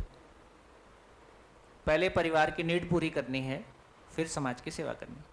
हाँ जी, आप में से कोई एक मेरे साथ आ जाओ, कोई एक स्टूडेंट, है ना? कभी कभी ना कुछ बोर्ड पे लिखेंगे। आइए आइए आइए, स्वागत स्वागत स्वागत स्वागत, नमस्कार नमस्कार।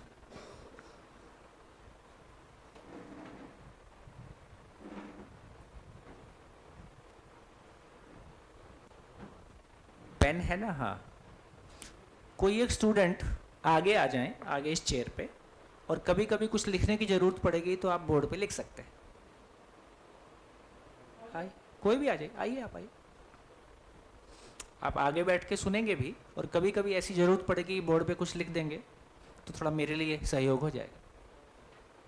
जैसे अभी आपने ही कहा कि मैं क्यों बनना चाहता हूँ, हाँ ये स्मार्ट वाला तो मेरे लिए, तुम्हारे लिए वो वाला।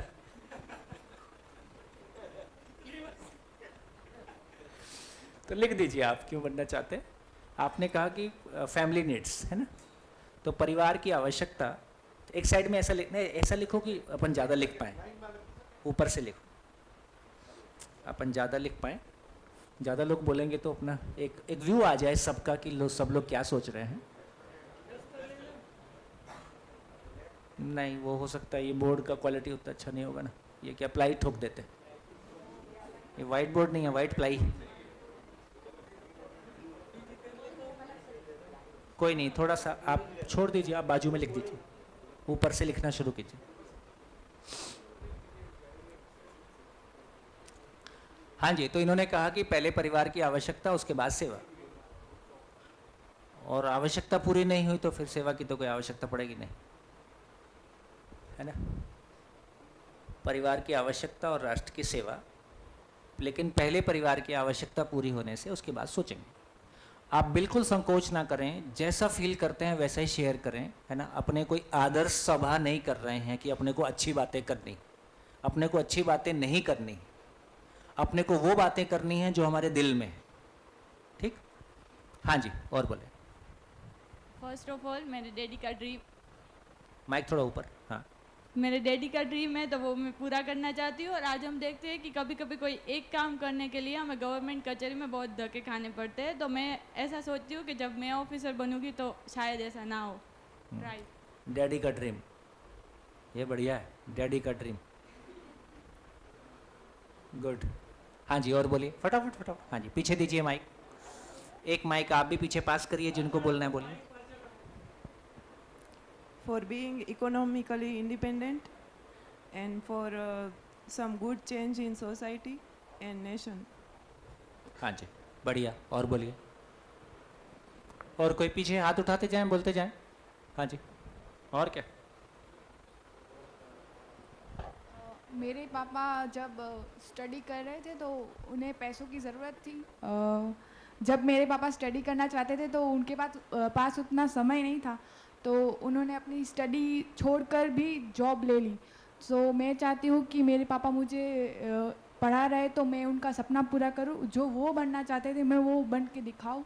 और मैं चाहती हूँ कि जो मेरा गांव है, मैं वहाँ पे कोई भी लड़कियाँ पढ़ती नहीं है, तो मैं उन्हें प्रेरणा देना चाहती हूँ कि उन्हें भी आगे पढ़ना चाहिए। बहुत बढ़िया। हाँ जी, लिख दीजिए, आपने सुन लिया। पापा का सपना, बेटियां अच्छी होती, बेटों के बारे में कुछ कहा नहीं है मैंने। हाँ जी, और बोलिए। हाँ जी,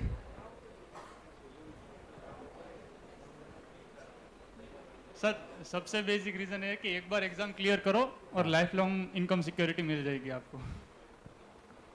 तो क्या चीज़ की security? Income security sir, government job की सबसे बड़ी परसेप्शन अभी यही है कि एक बार जॉब सिक्योर कर लो, लाइफ लॉन्ग की आपकी इनकम तो हो जाएगी, कोई भी स्ट्रगल बिना। तो लाइफ लॉन्ग फाइनेंशियल सिक्योरिटी आ गई। हाँ, फाइनेंशियल सिक्योरिटी पहला रीज़न आता है सभी के दिमाग में, फाइनेंशियल सिक्योरिटी। हाँ जी, और बोलिए। और कोई पीछे, आगे, आगे माइक दीजिए। माइक कितने हैं अपने बीच में?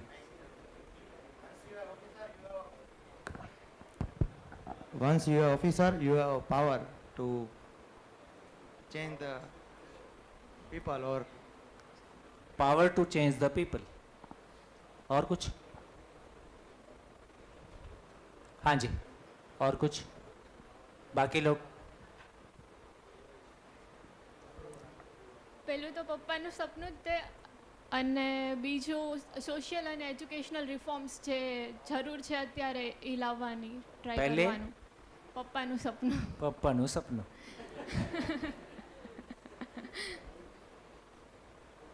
हम लोग को ना एक ही बेटा है, तो हम लोग भी ऐसे कभी कभी सोचते हैं कि बेटी होती तो अच्छा रहता।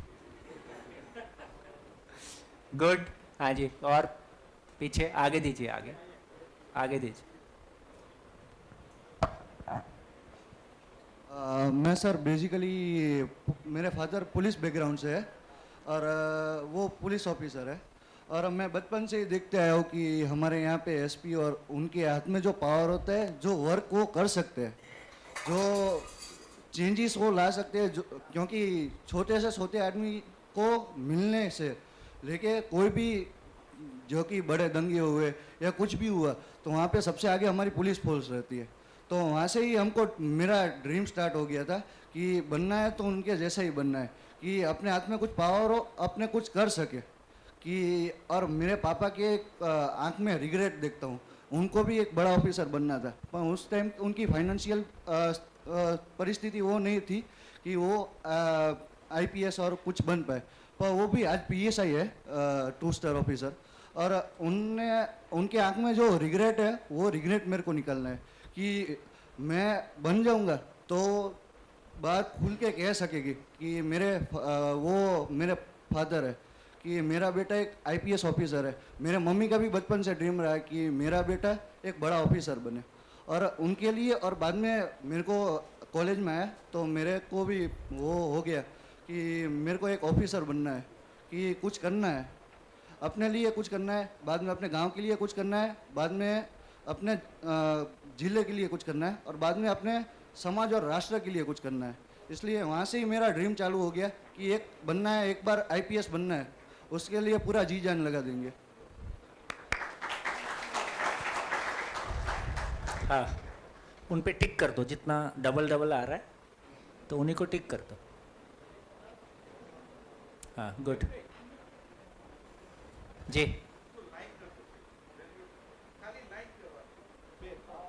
हाँ, वो नंबर में लिख रहे हैं 4 3।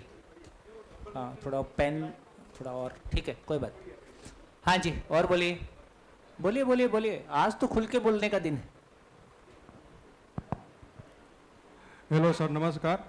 आई am belong to political family background. तो पहले मुझे ऐसा लगा था कि मैं थोड़ा खड़ा होके बोलेंगे।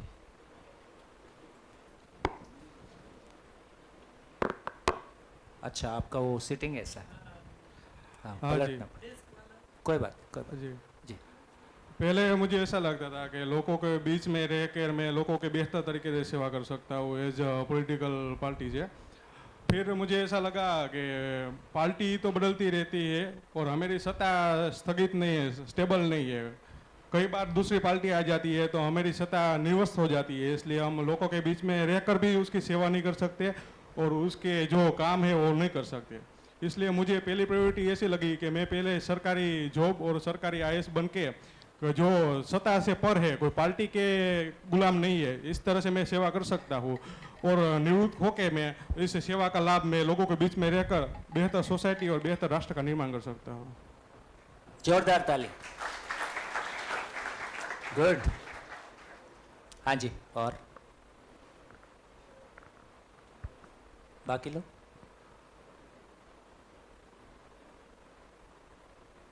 बाकी लोग को नहीं बनना?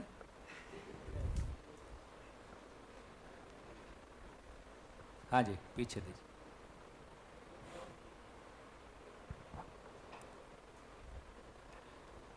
Hello sir, being a mother's girl, mother's daughter, mamma ने बहुत स्ट्रगल किया है, उनके लिए कुछ करना है, ये तो सबसे पहला ड्रीम है।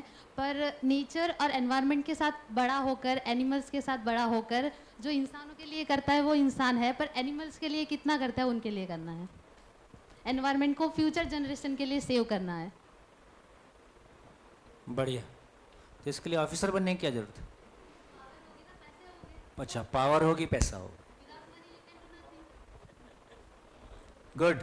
हाँ जी, और कोई? और 2-4 लोग, थोड़ी और वैरायटी आ जाए। और कुछ? पीछे वाले कुछ नहीं बोलेंगे? है? पीछे वाले कुछ नहीं बोलेंगे?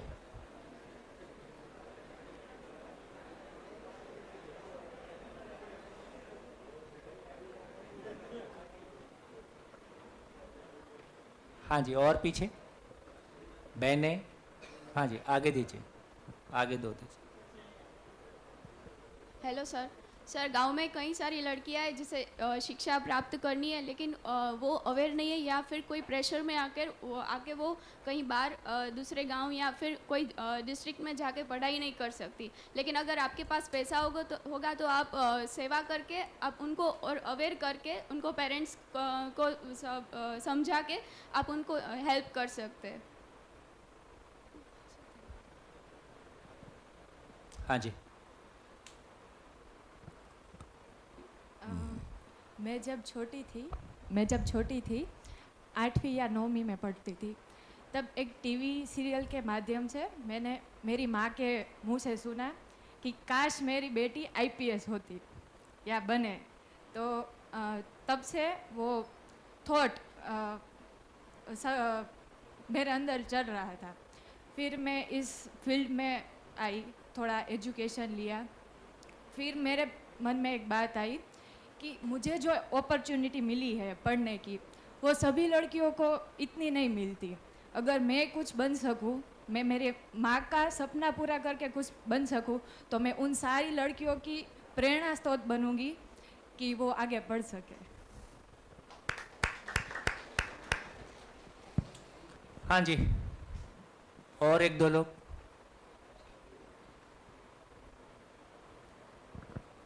समाज के लिए काम करके समाज में इज्जत और मान सम्मान के लिए।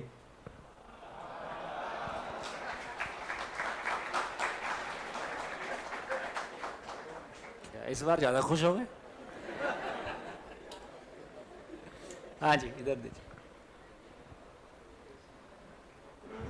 मेरा भाई है, वो स्पेशल चाइल्ड है, तो मैं उनको देखती हूँ तो मेरे को लगता है कि उनके लिए कुछ करना चाहिए, ऐसे जो बच्चे होते हैं, क्योंकि एक टाइम होता है कि उसके पेरेंट होते हैं तो वो देखभाल करते हैं, लेकिन उनके पेरेंट की उम्र और बच्चे की उम्र तो सेम नहीं होती, तो आगे उसका क्या होगा है। तो इसलिए मैं ऐसे सोचती हूँ कि ऐसे बच्चों के लिए मैं कुछ कर पाऊँ जो स्पेशल चाइल्ड होते हैं। बहुत बढ़िया, बहुत बढ़िया, शानदार जी। और कुछ?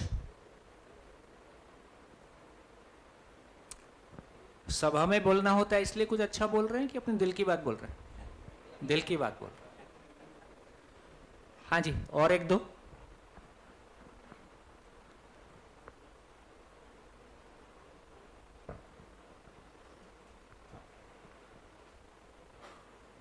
पीछे से देखो, एक दो को तो सुनूंगा तभी आगे चलूंगा। तय कर लो पीछे वालों। एक दो लोग शेयर करें, पीछे माइक दीजिए। हाँ जी, आगे दीजिए, अभी आगे दीजिए। हाँ, गुड गुड। नमस्ते sir. Basically I am NCC cadet. तो I am? NCC cadet. NCC cadet, हाँ। तो सबने बात की जैसे फादर्स ड्रीम और फाइनेंशियल, ऐसे आपने भी बताया कि फाइनेंशियल तो इंजीनियर कोई पास आउट होता है वो भी 2 लाख पर मंथ कमाता है, लेकिन मेन चीज़ जो है, जब मैं एनसीसी कैडेट था तो पुलिस वेरिफिकेशन करके एक हमारा फॉर्म आता है, तो लिंक होने के बावजूद भी आपको टेबल टू टेबल भटकाया जाता है। कांस्टेबल या पीएसआई जो भी अंदर का जो तंत्र है, वह लिंक होने के बावजूद भी आपको इतना जो भटकना पड़ता है, तो जो सामान्य जो लोग हैं उनको कितनी तकलीफ होती होगी। तो मेन चीज़ जो आईपीएस या आईएएस बन के है, जो अंदर का जो सिस्टम है, जो सामान्य लोग हैं जो भटकते हैं, मतलब टेबल टू टेबल, जिनकी फाइल पास नहीं होती, किसी के जो फादर डेथ होते हैं उनको कोई जो सहाय है सरकार की वो नहीं मिलती, तो वो जो सिस्टम है वो सुधारने के लिए आईपीएस आईएएस बने। देखिए, 75 साल के बाद भी ये स्थिति है कि आज भी किसी सरकारी ऑफिस में जाके हम अपने देश में अपने लोगों के बीच हैं ऐसा भरोसा नहीं होता। जिस डिपार्टमेंट में आपने सारी ज़िंदगी नौकरी किया, उस डिपार्टमेंट से पीएफ निकालने के लिए आपको पैसा देना पड़ता है। तो आपने क्या नौकरी की सारी ज़िंदगी, किसको दिया आपने सारी ज़िंदगी? तो ये कुछ बेसिक सवाल तो हैं जो कभी ना कभी हम फंसते हैं, उस ट्रैप में आते हैं तो हमको ज़्यादा पीड़ा देते हैं, है ना। और इस उम्र में आपके भीतर एक अन्याय के खिलाफ खड़े होने की जगह अपने कुछ सपने, माँ बाप के सपने, समाज में कुछ ना कुछ आपके भीतर चलता है। सिस्टम में आने के बाद वो टिका रह जाए, ये बड़ी बात है, क्योंकि उसके बाद कुछ और टिक जाता है। जी, पीछे। हाँ जी। जी सर। जी सर, आईएएस बनने के लिए पहले थोड़ा सा मेरे से गलती हुई कि मैंने आपका परिचय शेयर करने के लिए नहीं कहा। आप लोग परिचय भी करेंगे थोड़ा सा, इस बहाने कुछ लोग का परिचय होता जाएगा। जी सर, मेरा नाम जयदीप सिंह गोहिल है। और सर, आईएएस तो सर दूसरी बात है, पर पहले एक अधिकारी अच्छा बनने के लिए, मतलब एक अच्छा नागरिक होना चाहिए, इसके लिए मैं ये प्रिपरेशन और ये सब कर रहा हूँ। क्योंकि क्या होता है कि हम है ना कई मतलब गरीब लोग या जो भी यहाँ पर सबने बात की कि सामान्य नागरिक, बच्चे और मतलब ऐसे लोगों को देखते हैं तो हमें उनके प्रति दया होती है, मतलब वो सिंपैथी आती है, पर हमें एम्पैथी नहीं, मतलब हम एम्पैथी के लिए क्या करें वो हमें नहीं पता। तो हमें पता है कि उसके लिए पावर चाहिए और पावर के लिए पोजीशन चाहिए, और पोजीशन है आईएएस। तुम सिंपैथी और एम्पैथी को थोड़ा बता पाओगे, क्या फर्क हुआ दोनों में? सर जैसे माइक पास में। सर, जैसे मैं यहाँ पर सुबह जैसे चलने जाता हूँ, वॉक करने जाता हूँ, तो मैं देखता हूँ कि कोई मजदूर है तो वो मतलब ऐसे छोटे छोटे बच्चे होते हैं, वो भी उसके साथ कोई धूप हो या बारिश हो कोई भी हो, वो अपने वो पेड़ के नीचे या ऐसे उन लोगों का रखते हैं। मतलब उनको उन लोगों को भी मन करता होगा कि हमारे बच्चे भी दूसरे बच्चों की तरह सब अपनी उम्र के हिसाब से करें, पर वो नहीं कर पाते।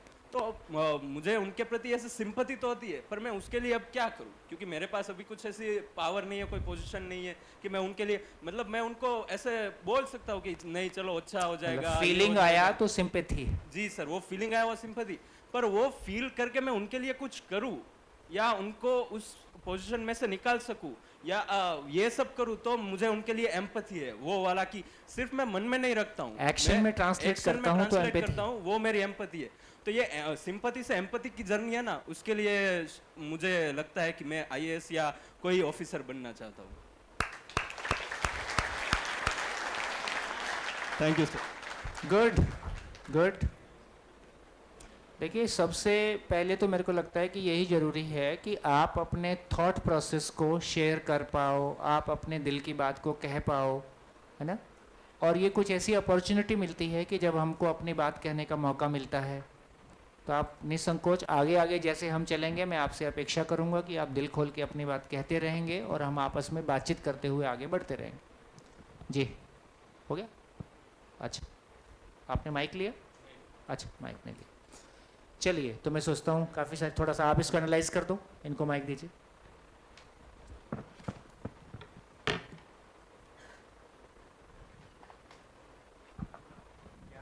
यहाँ पे परिवार के लिए 4 से 7-8 लोग हैं, वो परिवार के लिए कुछ करना है। इकोनॉमिकल चेंजेस लाना चाहिए, इनकम सिक्योरिटी चाहिए कई को, कई लोग इंस्पायर टू अदर चेंज लाना चाहते हैं।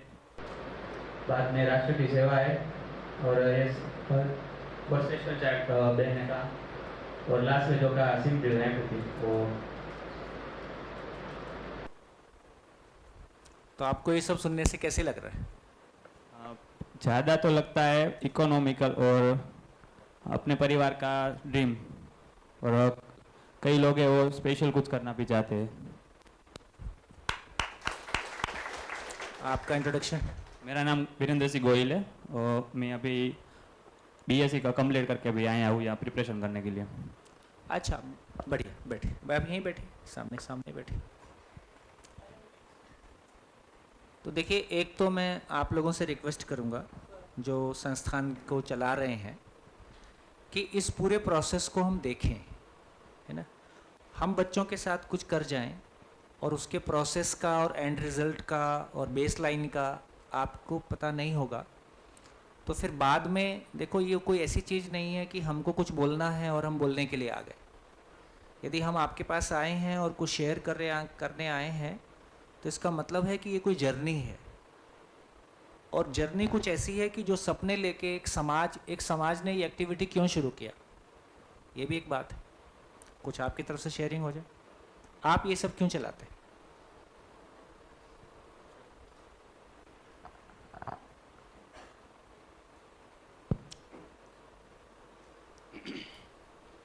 थोड़े से ऊपर आ जाइए। आप कितने साल से, थोड़ा सा आपके बारे में भी मुझको भी परिचय हो जाएगा, हमारी टीम को भी हो जाएगा। मैं अशोक सिंह परमार हूँ और मैं एजुकेशन डिपार्टमेंट में डिप्यूटी सेक्रेटरी था, रिटायर हुआ हूँ 2019 में। और ये काम जो है हम 1999 से कर रहे हैं, तो 25 साल हो गए इस काम करते हुए। और जब हमने काम शुरू किया था तब 5 बच्चे थे और ऊपर बैठने वाले 15 थे, लेकिन काम करना था। हमने ऐसा सोचा कि हम लोग जो गांधीनगर में रहते हैं, capital city of the state हैं, तो हम क्या कर सकते हैं समाज के लिए। हम और कुछ, तो हमारे पास पैसे नहीं थे, मसल नहीं था, तो और तो कुछ कर नहीं सकते। तो हमारे पास जो है एक ये चीज़ था, क्योंकि उसी प्रोसेस से हम पास हो करके आए हैं सब। हाँ जी। तो हम कुछ कर सकते थे, ऐसा सोचा, तो हमने शुरू किया और धीमे धीमे ये बिल्डिंग भी बना। कितने और साल लगे? उसमें जान भी आई। और इसलिए कर रहे हैं कि आनंद आता है कुछ करके, और कोई मकसद नहीं है कि ये सुधार ला देंगे, वो कर देंगे, लेकिन बच्चों को आगे बढ़ते देखते हुए आनंद आता है बस।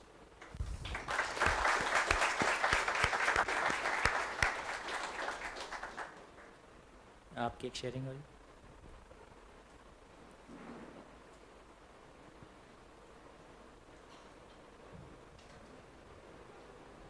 मेरा नाम गिरिराज सिंह रावल है।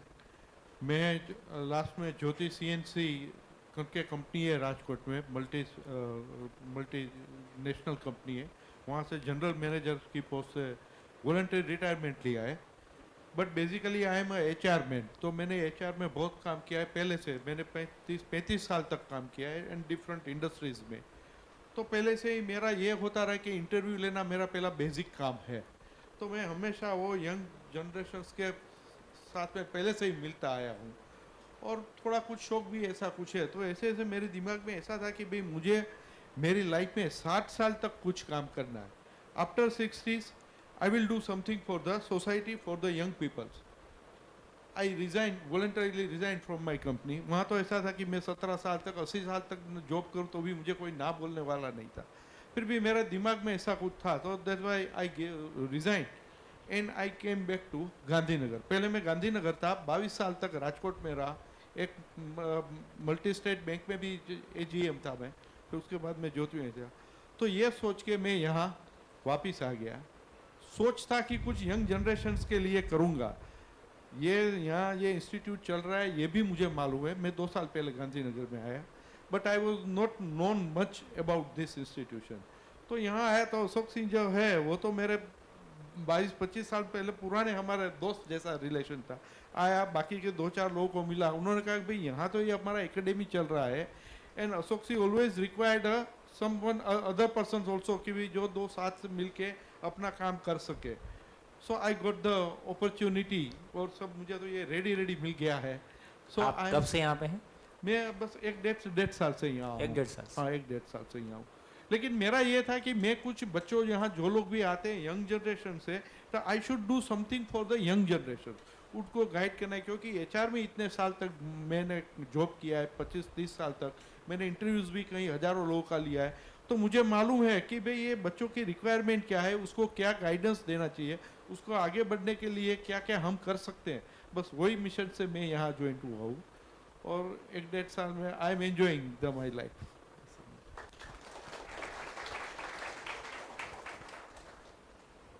जी हाँ जी। अच्छा, मैं सोचा कुछ बोल रहे हैं। सेवा के लिए। अच्छा, रेड T-शर्ट वाले सेवा के लिए ऐसा? अच्छा, ऐसा नहीं, क्योंकि 3 पीछे दिख रहे हैं, 2 पीछे दिख रहे हैं रेड T-शर्ट में। ये रेड T-शर्ट आपकी इंस्टीट्यूशन की है? अच्छा, वाइट भी है, रेड भी। चलिए, तो मेरा रिक्वेस्ट, आप दोनों ही सामने हैं तो आप दोनों से ही कर सकता हूँ। तो मेरा रिक्वेस्ट ये है कि इस प्रोसेस को आप पूरा देखें।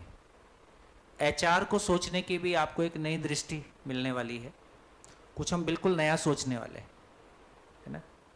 और एकेडमीज़ को एक नई शेप दिया जा सके, एक नई ऊंचाई दिया जा सके, इनकी ज़िंदगी को एक नई ऊंचाई दिया जा सके, जिस संकल्प को लेके आप चल रहे हैं। लेकिन उस प्रोसेस आपके सामने से गुजरे तो फिर मिलजुल के कुछ हम देख सकते हैं कि इन 7 दिन में भी क्या हुआ। तो मैं उम्मीद करूँगा कि आपका प्रेजेंस रहेगा, है ना, क्योंकि ये कोई साथ चलने वाली चीज़ है और ये कुछ अलग तरह का प्रोसेस है ना। तो मैंने 2 घटना आपसे शेयर किया। एक तो मेरी ज़िंदगी की घटना शेयर किया कि मैं बहुत कंप्रोमाइजिंग कभी नहीं रहा। जो सोच लिया फिर उस पर चाहे परिवार आगे पीछे हो जाए, चाहे संसार आगे पीछे हो जाए, उन संकल्पों को लेके चला। मैं अपने परिवार की कीमत पे चला और मैंने वो तमाम, मैंने मेरे परिवार में कभी गरीबी नहीं देखी, पर मेरे ऊपर वाले से काफ़ी अच्छे संबंध रहे हैं पहले से ही। तो मैं जो मांगता हूँ मेरे को देता है। तो जब मैं जॉब में था तो मैंने जब 2 लोगों की आंख में चमक देखी कि हमने स्ट्रगल किया है, हम सेल्फ मेड है, तो मैंने कहा यार ये तो मेरे पास नहीं है। तो वहीं से मैंने ऊपर वाले से कहा यार स्ट्रगल देखना है और गरीबी देखनी है। तो मैंने और गरीबी और स्ट्रगल बोल के मांगी। अब दोस्ती इतनी अच्छी थी मेरे को पता नहीं था, उसने इतनी दिया कि 7 साल मैंने गरीबी की अंतिम सीमा देखी और स्ट्रगल की भी अंतिम सीमा देखी, जो मेरा अपना मांगा हुआ था, इसलिए मैं झेल भी पाया। और आज सुखद संयोग है कि मेरी पत्नी भी यहाँ है, क्योंकि वो स्ट्रगल की साक्षी रही है, उसका ज़्यादा हिस्सा उसके हिस्से में आया। तो मेरे को लगता है कि जब हम यहाँ बात करने बैठे हैं तो बहुत ऑथेंटिसिटी के साथ बात करेंगे और बहुत प्रैक्टिसेबिलिटी के साथ बात करेंगे। अपने कोई आदर्श की मेरी परिभाषा ये है कि जो सुनने में अच्छा लगे, प्रैक्टिसेबल ना हो, उसका नाम आदर्श। तो हम आदर्श बातें नहीं करेंगे, हम वो करेंगे जो हम सब चाहते हैं, और कैसे इन्हीं व्यवस्थाओं में उसको डिलीवर करने के रास्ते बनाएंगे। ये ठीक है कि कोई भी चीज़ है उसको पाने के लिए हमको कुछ इन्वेस्टमेंट तो करना ही होता है, और स्पेशली आपका ये एग्ज़ाम, आपकी यूपीएससी की तैयारी में आपका जो मनोबल है, आपकी जो क्लैरिटी है, आपका जो कॉन्फिडेंस है, वो कैसे ऊंचा चला जाए, है ना। फिर चीज़ें, मैं जिसको बड़ा मान लेता हूँ ना उससे डरता हूँ, और डरता हूँ तो मेरी ताकत उसमें नहीं लगती। जिस चीज़ को मैं ये पहचान लेता हूँ कि हाँ इसको तो मैं पार कर ही दूंगा, तो उसमें फिर मेरी पूरी ताकत लगती है और मैं पार कर ही देता हूँ। वो नहीं थे एक वो बचेंद्री, एक वो लड़की थी जिसकी ट्रेन में टांग कट गई थी और वो एवरेस्ट चढ़ी थी, हाँ मेरे को नाम याद नहीं, अरुणिमा सिन्हा। वो बचेंद्री पाल के पास गई और उसने जाके उसको अपना सपना बताया। तो बचेंद्री पाल ने उसको, बचेंद्री पाल वो थी जो पहले चढ़ चुकी थी, तो बचेंद्री पाल ने उसको कहा कि तुम तो चढ़ चुकी हो, बस डेट भर घोषित होनी, जिसकी एक टांग नहीं थी। तो इसका मतलब है कौन चढ़ता है? चढ़ता तो मेरा संकल्प चढ़ता है। तो हमारे संकल्प कितने ऊंचे हों और ये संकल्प कहाँ पे होता है, उसकी चाबी मेरे को मिल जाए तो फिर मैं कुछ भी क्रैक कर सकता हूँ, बशर्ते कि वो मेरे संकल्प में आ जाए। तो ये संकल्प कहाँ रहता है, उस सबकी कहानी को हम बहुत खोल के समझेंगे। तो एक कहानी मैंने आपसे शेयर किया कि मेरी जर्नी कैसे हुई, शॉर्ट में शेयर किया। दूसरी कहानी ये शेयर किया कि उन्हीं जंगलों में कुछ ऐसा मिला जिसको मैं आपसे शेयर करूंगा। और इस जर्नी में कुछ सवाल खड़े हुए रहे, उनके सॉल्यूशन भी मिले हैं। तो एक दो छोटी घटना से, घटी घटना, जब मैं कोई कहानी सुना रहा हूँ तो घटी घटनाएं। हम देश भर में ये वर्कशॉप कंडक्ट करते हैं और सभी तरह के लोग, ब्यूरोक्रेसी से लेके और पॉलिटिकल लोग और 5,000 करोड़ 10,000 करोड़ और टीचर और आदिवासी, सभी तरह के लोग इस तरह के वर्कशॉप्स में आते हैं। तो एक जगह एक संयोग बना, एक भारत के retired chief justice of India, हम एक वर्कशॉप कंडक्ट कर रहे थे और संयोग से उनकी तरफ से बात आई कि वो मिलना चाहते हैं। तो कोई कनेक्शन उनके पास पुराना था। तो रात को करीब 9 से 12, 9 से 11, साढ़े 11 हम लोग करीब 2-2.5-3 घंटा बैठे। 2 प्रश्न मेरे मन में जो कई साल से चल रहे थे, तो मेरे को लगा कि इससे बढ़िया आदमी नहीं मिलेगा और आपसे भी बढ़िया आदमी उसको शेयर करने के लिए नहीं मिला है, इसलिए आपके साथ शेयर करता हूँ। देखो, हम लोकतंत्र में जी रहे हैं और लोकतंत्र का आधार क्या है? हर व्यक्ति वोट करता है, हर व्यक्ति को वोट करने का अधिकार है, और राष्ट्रपति के वोट की कीमत और एक आम आदमी के वोट की कीमत एक जैसी। तो ये बात तो ठीक है कि कबीला युग से निकल के, राजा युग से निकल के, जंगल युग से निकल के आज हम प्रजातंत्र तक आ गए हैं। ये तो एक अच्छी जर्नी है, लेकिन क्या जर्नी पूरी हो गई कि यात्रा अभी शेष है? यात्रा अभी शेष है, क्योंकि ये लोकतंत्र ही हमारे सर पे बोझ बन के बैठा है। कितने लोग मानते हैं इस बात को? क्योंकि लोकतंत्र का आधार क्या? व्यक्ति वोट करेगा।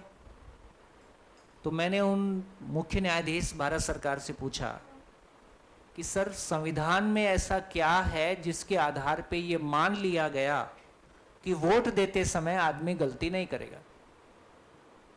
यदि आदमी का वोट बिक जाता है, धर्म और जाति के नाम पे डाइवर्ट हो जाता है।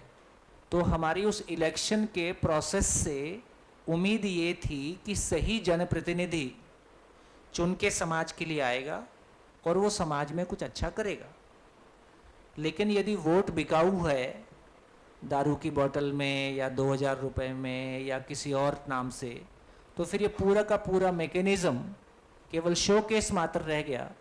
हो कुछ और रहा है, हम चाह कुछ और रहे हैं। क्वेश्चन क्लियर हो गया? कितने लोगों को लगता है कि क्वेश्चन तो वैलिड है? हाथ उठाओ। और कितने लोगों ने कभी ये पहले सोचा है? आप में से भी कभी किसी के मन में ख्याल आया? गुड, बहुत बढ़िया, क्या बात है, शानदार, जोरदार ताली। ऐसा लोग नहीं सोच रहे हैं। आपने ये सोचा है, इसका मतलब है कि आप उसके लिए एलिजिबल हैं जिसके लिए सोच रहे हैं। क्योंकि यदि हम फंडामेंटल चीज़ों पे नहीं सोचेंगे, केवल 2 वक्त की रोटी, यदि पैसा ही कमाना है तो उसके और जरिए ज़्यादा आसान है। ये बहुत महंगा तरीका है ना? सर इस बात की गवाही दे सकते हैं। तो उनका आंसर बहुत गजब का था। मैं नाम नहीं लूँगा इसलिए सारी बात कह सकता हूँ। उन्होंने कहा, देखो ये संविधान कट पेस्ट है, इसमें से कुछ नहीं निकलेगा। इसमें मैंने एक भी शब्द अपना नहीं जोड़ा है। मुख्य न्यायाधीश भारत सरकार कह रहे हैं, ठीक, इसमें से कुछ नहीं निकलेगा, ऐसा इसमें कुछ भी नहीं। तो अब हम कहाँ पहुंचे? तो मैं ये बताने वाला हूं, ये बता रहा हूं कि आप जो सपने देख रहे हैं, उस सपने में जो पॉलिटिकल इंटरफेरेंस है, उस सपने में जो आम आदमी की ताकत है वोट देने की, ये सब के बीच में कैसा जाल फंसा हुआ है। और ये जाल कोई 5 साल में बेशक नहीं निकलेगा, लेकिन इसका कोई सॉल्यूशन हमारे पास होगा कि नहीं होगा? यदि सॉल्यूशन मेरे पास है तो चाहे मेरे को 20 साल लगेंगे तो हमको कोई दिक्कत नहीं होती है, क्योंकि हमको सॉल्यूशन दिखाई देता रहता है। लेकिन सॉल्यूशन ही हमारे पास नहीं है तो ये तमाम सपने जो अभी आप बोल रहे हो, ये सारे सपनों की कब्र खोद के उनको दबा दिया जाता है जब आप वहाँ पहुँच जाते हो। सर बेहतर गवाही दे सकते हैं। तो बात ही खत्म हो गई जब उन्होंने ऐसा बोल दिया। तो एक दूसरा प्रश्न मेरे मन में और था, जो कई साल से चल रहा था, और मेरे को कोई ऐसा सुटेबल व्यक्ति मिले। तो आप लोगों ने जब 12th किया था तो लगभग सभी बोर्ड्स में संविधान का प्रीएम्बल अपने इंडेक्स के पहले दिया रहता है। गुजरात बोर्ड में भी ऐसा ही होगा। तो भारत के संविधान, हाँ, प्रीएम्बल लगभग सभी बुक्स में इंडेक्स के पहले में प्रीएम्बल रहता है। भारत का संविधान ऐसा एक पेज में लिखा रहता है, हम भारत के लोग, देश को सामाजिक, आर्थिक, राजनीतिक न्याय, है ना, ये सारा भाषा लिखा रहता है। अभी नहीं है? अच्छा, साफ कर दिया। दिल्ली में तो अभी है, इसलिए बोल रहा हूँ। तो लगभग सभी राज्यों में था, अभी निकाल दिया होगा, मेरे को नहीं पता। क्या उसके छापने में ज़्यादा खर्चा आ रहा होगा, तो कुछ लोग का कमीशन कम पड़ रहा होगा, तो निकाल दिया होगा। तो हमारे देश का प्रीएम्बल, हमारे देश का संविधान ये कहता है कि देश के लोगों को सामाजिक, आर्थिक, राजनीतिक न्याय उपलब्ध कराया जाए। आप में से भी अधिकांश लोग जो समाज और देश में परिवर्तन की बात कर रहे हैं, तो आप क्या करेंगे? इतना ही तो सोचेंगे कि सामाजिक, आर्थिक, राजनीतिक न्याय सबको उपलब्ध हो, उसी के लिए आपको पावर मिल जाए, आप कुछ अच्छा कर पाएँ। ये एक तलाश हम में से बहुत सारे लोगों की, कुछ लोगों की थोड़ा सा ये नीचे में रहती है, कुछ लोगों की थोड़ा सरफेस पे आ जाती है। लेकिन कहीं ना कहीं हमारे भीतर ये कामना तो रहती है कि जी मुझको ताकत मिले तो मैं कुछ ऐसा डिलीवर करूं जो मेरे को एक सुकून दे कि मैं कुछ कर पाया। तो मैंने उनसे कहा कि हमारा इलेक्शन का प्रोसेस हमारे संविधान की मूल भावना के विपरीत है। तो थोड़ा सा उनकी आंख ऐसे चढ़ी। तो उनकी आंख में क्वेश्चन था, कैसे?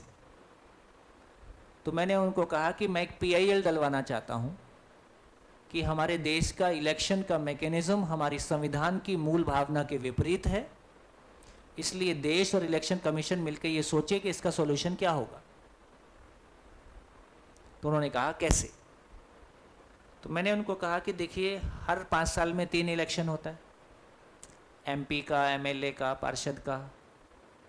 जितने लोग लड़े हारे चाहे जीते, पैसा तो सभी खर्चा करते हैं।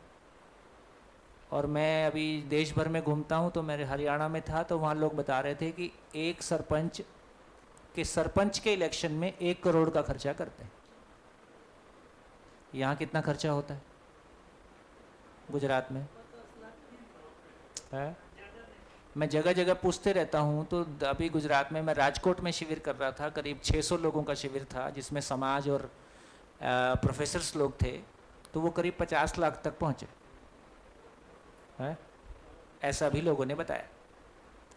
अब देखो सब जगह अलग अलग ही होगा, लेकिन सभी लोग एमएलए एमपी पार्षद के इलेक्शन में खड़े होंगे, हारें चाहे जीते, सभी लोग खर्चा करेंगे। और फाइनली इसकी वसूली कहाँ से होगी? वसूली तो ब्यूरोक्रेसी ही करेगी, कमाऊ पूत करेगा। तो आप सभी किसी पार्टी के कमाऊ पूत बनने की तैयारी कर रहे हैं।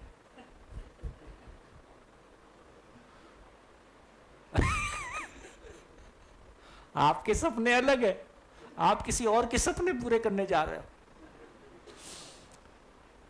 तो मैंने उनसे कहा कि जितना कलेक्शन, और फिर ये कलेक्शन 5 साल चलता है, फिर कंपनी से कितना आएगा, सबको ठेका दिया जाता है, एसपी को इतने का ठेका है ना। हमारे एक राज्य के सीएम थे, उनसे बात हो रही थी, मैं छत्तीसगढ़ में रहता हूँ, नक्सली प्रॉब्लम वहाँ काफ़ी था, सीएम से हमारे अच्छे संबंध थे। तो मैं उनसे बोला कि मैं देखो आपकी बंदूक और नक्सली की बंदूक में क्या फ़र्क है? बोले क्या फ़र्क है? मैं इतना ही फ़र्क है कि आपकी बंदूक को संवैधानिक समर्थन प्राप्त है, उसकी बंदूक संवैधानिक नहीं है। छत्तीसगढ़ में आज भी एक ऐसा इलाका है जिसको अबूझमाड़ बोलते हैं, जहाँ नक्सली की सरकार चलती है। वहाँ हमारी ये देश वाली सरकार नहीं चलती। जितना भी वहाँ कॉन्ट्रैक्ट लोग लेते हैं, उसमें पहले से ही नक्सली का 5% 10% डाला जाता है, और कॉन्ट्रैक्ट मिलते ही 5-10% नक्सली को पहुँचाया जाता है, और वो एक पैसा इकट्ठा होता है जिससे उनकी सरकार चलती है, ऑफिशियली चलती है। सबको पता है, सरकार को पता है, सबको पता है। तो फाइनली ये हुआ, तो मैंने कहा कि सारा जोड़ा जाए। अभी मेरे को एक मित्र ने डाटा दिया कि लगभग जो ऑफिशियल डाटा है, ओरिजिनल जो ऑन पेपर डाटा है, वो लगभग 1% हमारी जीडीपी का आ रहा है। यदि ऑफिशियली ऑन पेपर जो डाटा है, ऑन पेपर एक एमएलए को लड़ने के लिए 75 लाख रुपया, एमपी को लड़ने के लिए 75 लाख का शायद अलाउंस वो रहता है, लिमिट है 75,000 ना, 75 लाख, सॉरी 75 लाख रहता है एक एमपी को लड़ने का। और एक्चुअली वो कितना खर्च करता होगा? 5 करोड़। 5 करोड़ तो कितना टाइम्स हो गया? कितना टाइम्स हो गया भाई? 1 करोड़ ही मान लें, सॉरी 75 करोड़, 75 लाख मतलब 1 करोड़ है, 6 टाइम्स 7 टाइम्स। तो लगभग जो ऑफिशियल डाटा है उसको लगभग 7 टाइम 10 टाइम्स हम ले सकते हैं। तो लगभग ये भारत की जीडीपी का 20% के आसपास आ जाता है। तो और ये अभी का इलेक्शन अब तक का सबसे महंगा इलेक्शन था, हर बार का इलेक्शन उससे महंगा ही होने वाला है। तो लगभग एक इलेक्शन में खर्चा हुआ इतना, ये तो एक इलेक्शन में हो रहा है। यदि सबको जोड़ा जाएगा तो कहा क्या रेशो निकलेगा मैं नहीं जानता। तो मैंने उन मुख्य न्यायाधीश साहब से पूछा कि अब ये बताओ, ये देश के साथ में आर्थिक न्याय हुआ कि अन्याय हुआ? तो उन्होंने कहा अन्याय हुआ, कुछ डाटा कलेक्ट करना पड़ेगा, लेकिन बात हो सकती है। तो फिर मैंने उनसे पूछा कि सामाजिक न्याय का देखो, गांव में तो शहर में तो संबंध है नहीं, गांव में तो काफ़ी सदियों के संबंध गांव के आपस में चलते हैं। एक इलेक्शन आता है, इलेक्शन में जितने लोग खड़े होते हैं सब आपस में एक दूसरे को गाली देते हैं, सब एक दूसरे के साथ षड्यंत्र करते हैं। इलेक्शन तो चला गया, इलेक्शन के घाव रह गए, और जब तक ये घाव मिटे नहीं तब तक अगला इलेक्शन आ गया। तो गांव के संबंध, यदि पूरे देश में गांव के संबंध जो सदियों की परंपराओं से बने थे, वो इस लोकतंत्र ने उसको पोषण दिया कि उसको ख़त्म किया। आपने अपना बचपन का गांव देखा होगा और आप आज का गांव हम देख रहे हैं, दोनों में फ़र्क दिखाई दे रहा है। तो इस देश के साथ सामाजिक न्याय हुआ कि अन्याय हुआ? तो उन्होंने कहा अन्याय हुआ। राजनीतिक न्याय, तो कुल मिला के सारी सरकारें बिजली, सड़क, पानी, शिक्षा, स्वास्थ्य के लिए ही आती हैं। अब जो जनप्रतिनिधि आ रहा है उसका फोकस जनता के लिए काम करना है कि अगले इलेक्शन को बचाना है। पिछले इलेक्शन में किसने मदद किया और अगले इलेक्शन में कौन मदद करेगा और किसको निपटाना है और किसको बचाना है ना, सारा गेम तो वही चल रहा है। तो जो जनप्रतिनिधि आया उसका फोकस जिनके लिए वो जीत के आया उसके लिए है कि सत्ता में दोबारा पहुंचना है, और गलती उसकी भी नहीं है। एग्ज़ाम इतना टफ है, इसलिए हमारे दोस्त ने ठीक कहा कि भाई उनके नेताओं के प्रति बहुत हमदर्दी रखने की ज़रूरत है कि उनकी जॉब बहुत इनसिक्योर है। आपकी तो जॉब सिक्योर हो जाएगी एक बार लग गई तो, उसको तो हर 5 साल बाद जनता को फेस करना है, और आपका एटीट्यूड रहेगा और हारेगा वो कहेगा यार ऐसा नहीं चलेगा। इसलिए आप देखोगे साल दर साल ब्यूरोक्रेसी कमज़ोर पड़ रही है, पॉलिटिकल सिस्टम उसको डोमिनेट कर रहा है। लगभग पॉलिटिकल सिस्टम ने ब्यूरोक्रेसी को का अपहरण कर लिया है, क्योंकि फेस उसको करना है, उसकी गलती नहीं है, फेस उसको करना है। और जिस तरह की मानसिकता के लोगों से वोट लेना है उस तरह की मानसिकता के लोगों के लिए वही काम करने पड़ेंगे, क्योंकि इस देश की पॉलिटिकल लोगों ने पिछले 75 साल से सारे पूरे देश के लोगों को अनपढ़ रखने की पूरी कोशिश की है ताकि उसका वोट का पैटर्न ना बदले। क्योंकि जिस कॉन्स्टिट्यूएंसी से वो जीतता है, यदि सारे पढ़ लिख जाएंगे तो क्या होगा? समझ में आ रहा है क्यों नहीं पढ़ा रहे? क्यों किसी भी राज्य में देखिए शिक्षा मंत्री कौन होता है? वो टॉप के मंत्री में से कोई होता है कि पीछे वाले मंत्री में से कोई होता है? तो आपको समझ में आ जाएगा कि शिक्षा की प्रायोरिटी सरकारों की कितनी है। तो इससे ये हमारे ध्यान में आया कि जो बेसिक प्रॉब्लम है जिनके लिए आप सब इतना सोच रहे हो, वो आदमी के माइंडसेट का प्रॉब्लम है। मैंने ऐसी सासों को देखा जो अपनी 3 बहुओं को लड़वा के रखती है, क्योंकि तीनों एक हो गई तो सास का तख्ता पलट देंगी। माइंडसेट की बात है। हर व्यक्ति अपनी पहचान बचाना चाहता है, हर व्यक्ति दूसरे को चलाना चाहता है, वो दूसरे को डोमिनेट करना चाहता है, हर आदमी पावर चाहता है। आप पावर बोल रहे हो, आने के बाद क्या करोगे अभी पता नहीं है ना? मैंने पुलिस एकेडमी कराई में एक शिविर किया था, जिसमें उस समय अतुल करवर, हंसमुख पटेल जी और एक आईपीएस और थे। 3 आईपीएस, 70 डीएसपीज और 60 डीएसपीज न्यूली अपॉइंटेड। 2012 की बात है, आप भी थे उसमें। 13 की बात होगी, उसके बाद मैंने किया नहीं है। 12 और 13 की, मोदी जी थे उस समय। हाँ, उस शिविर के बाद मोदी जी ने भी घर बुलाया था। तो हमने वो वर्कशॉप किया, तो उसमें अतुल करवल जी, मेरे को लगता है कि काफ़ी लोग यहाँ परिचित हैं। अतुल करवल जी ने एक बहुत बढ़िया बात कही। अतुल करवल एक आईपीएस जो एवरेस्ट पे चढ़ा, जो बेसिकली मैकेनिकल इंजीनियर, आईआरएस हुआ, आईपीएस हुआ, वाइफ उनकी अनीता करवल आईएएस रही। तो उस व्यक्ति ने कहा कि इस देश में आईपीएस को जितना सम्मान मिल सकता है उससे ज़्यादा मेरे को मिला है। एक बात तो उन्होंने ये कहा। उन्होंने कहा लेकिन उसके भीतर भी मेरे भीतर का एक कॉर्नर है जो हमेशा खाली है। एक भीतर में खालीपन मेरे को लगता रहता है। उसके लिए फिर मैंने वो उस आईपीएस होने के बाद वो ब्लैक कैट कमांडो किया। बोले नॉर्मली पुलिस एकेडमी की पोस्टिंग काला पानी पोस्टिंग होती है, वहाँ मलाई नहीं होता है। बोले मेरे लिए ये पोस्टिंग बाई चॉइस है। मेरे को कमांडो तैयार करने में और लोगों को ट्रेनिंग देने में बहुत मज़ा आता है, इसलिए मैंने स्वेच्छा से पोस्टिंग ली है। पर मेरी एक पीड़ा है। क्या पीड़ा है? बोले जिन लोगों को हम पुलिस, कमांडो, फॉरेंसिक ट्रेनिंग देते हैं, वो इस ट्रेनिंग का उपयोग समाज के पोषण के लिए करेंगे कि शोषण के लिए करेंगे, ये हमारे हाथ में नहीं है।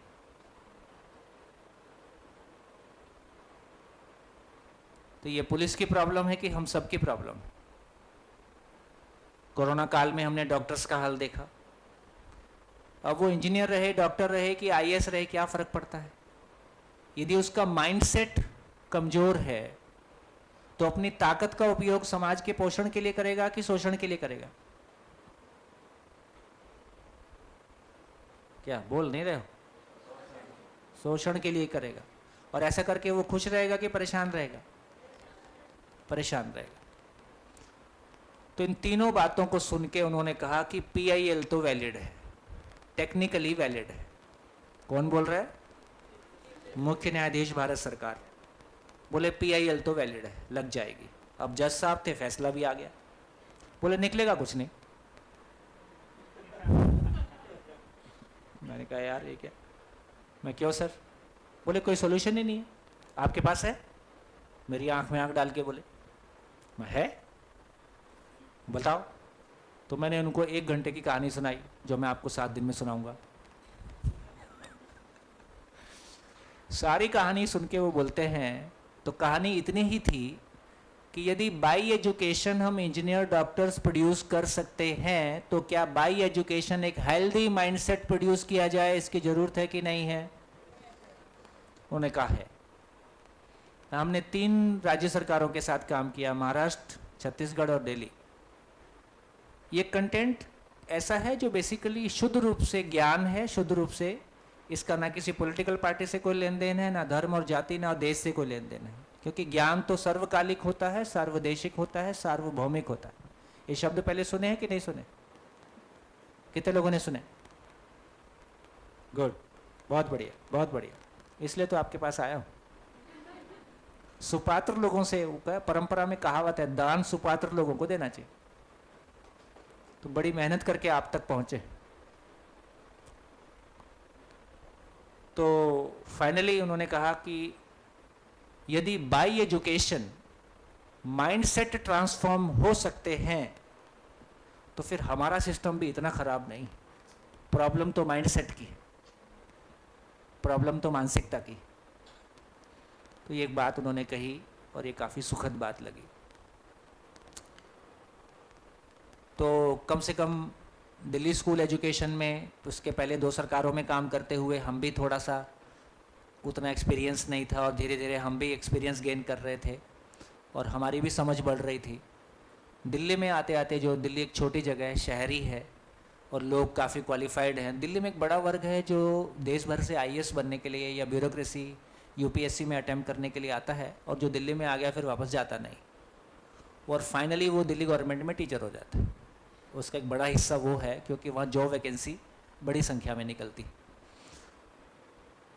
तो लगातार ये बातें चलते हुए फाइनली तो ये हो गया कि हाँ, यदि ये बात सही है तो हम भी इसमें, मतलब फिर तो हमारा भी सॉल्यूशन, हम भी इसमें सफल हो जाएंगे।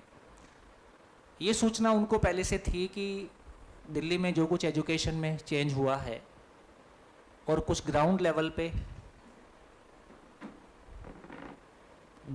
पे कुछ बदला है।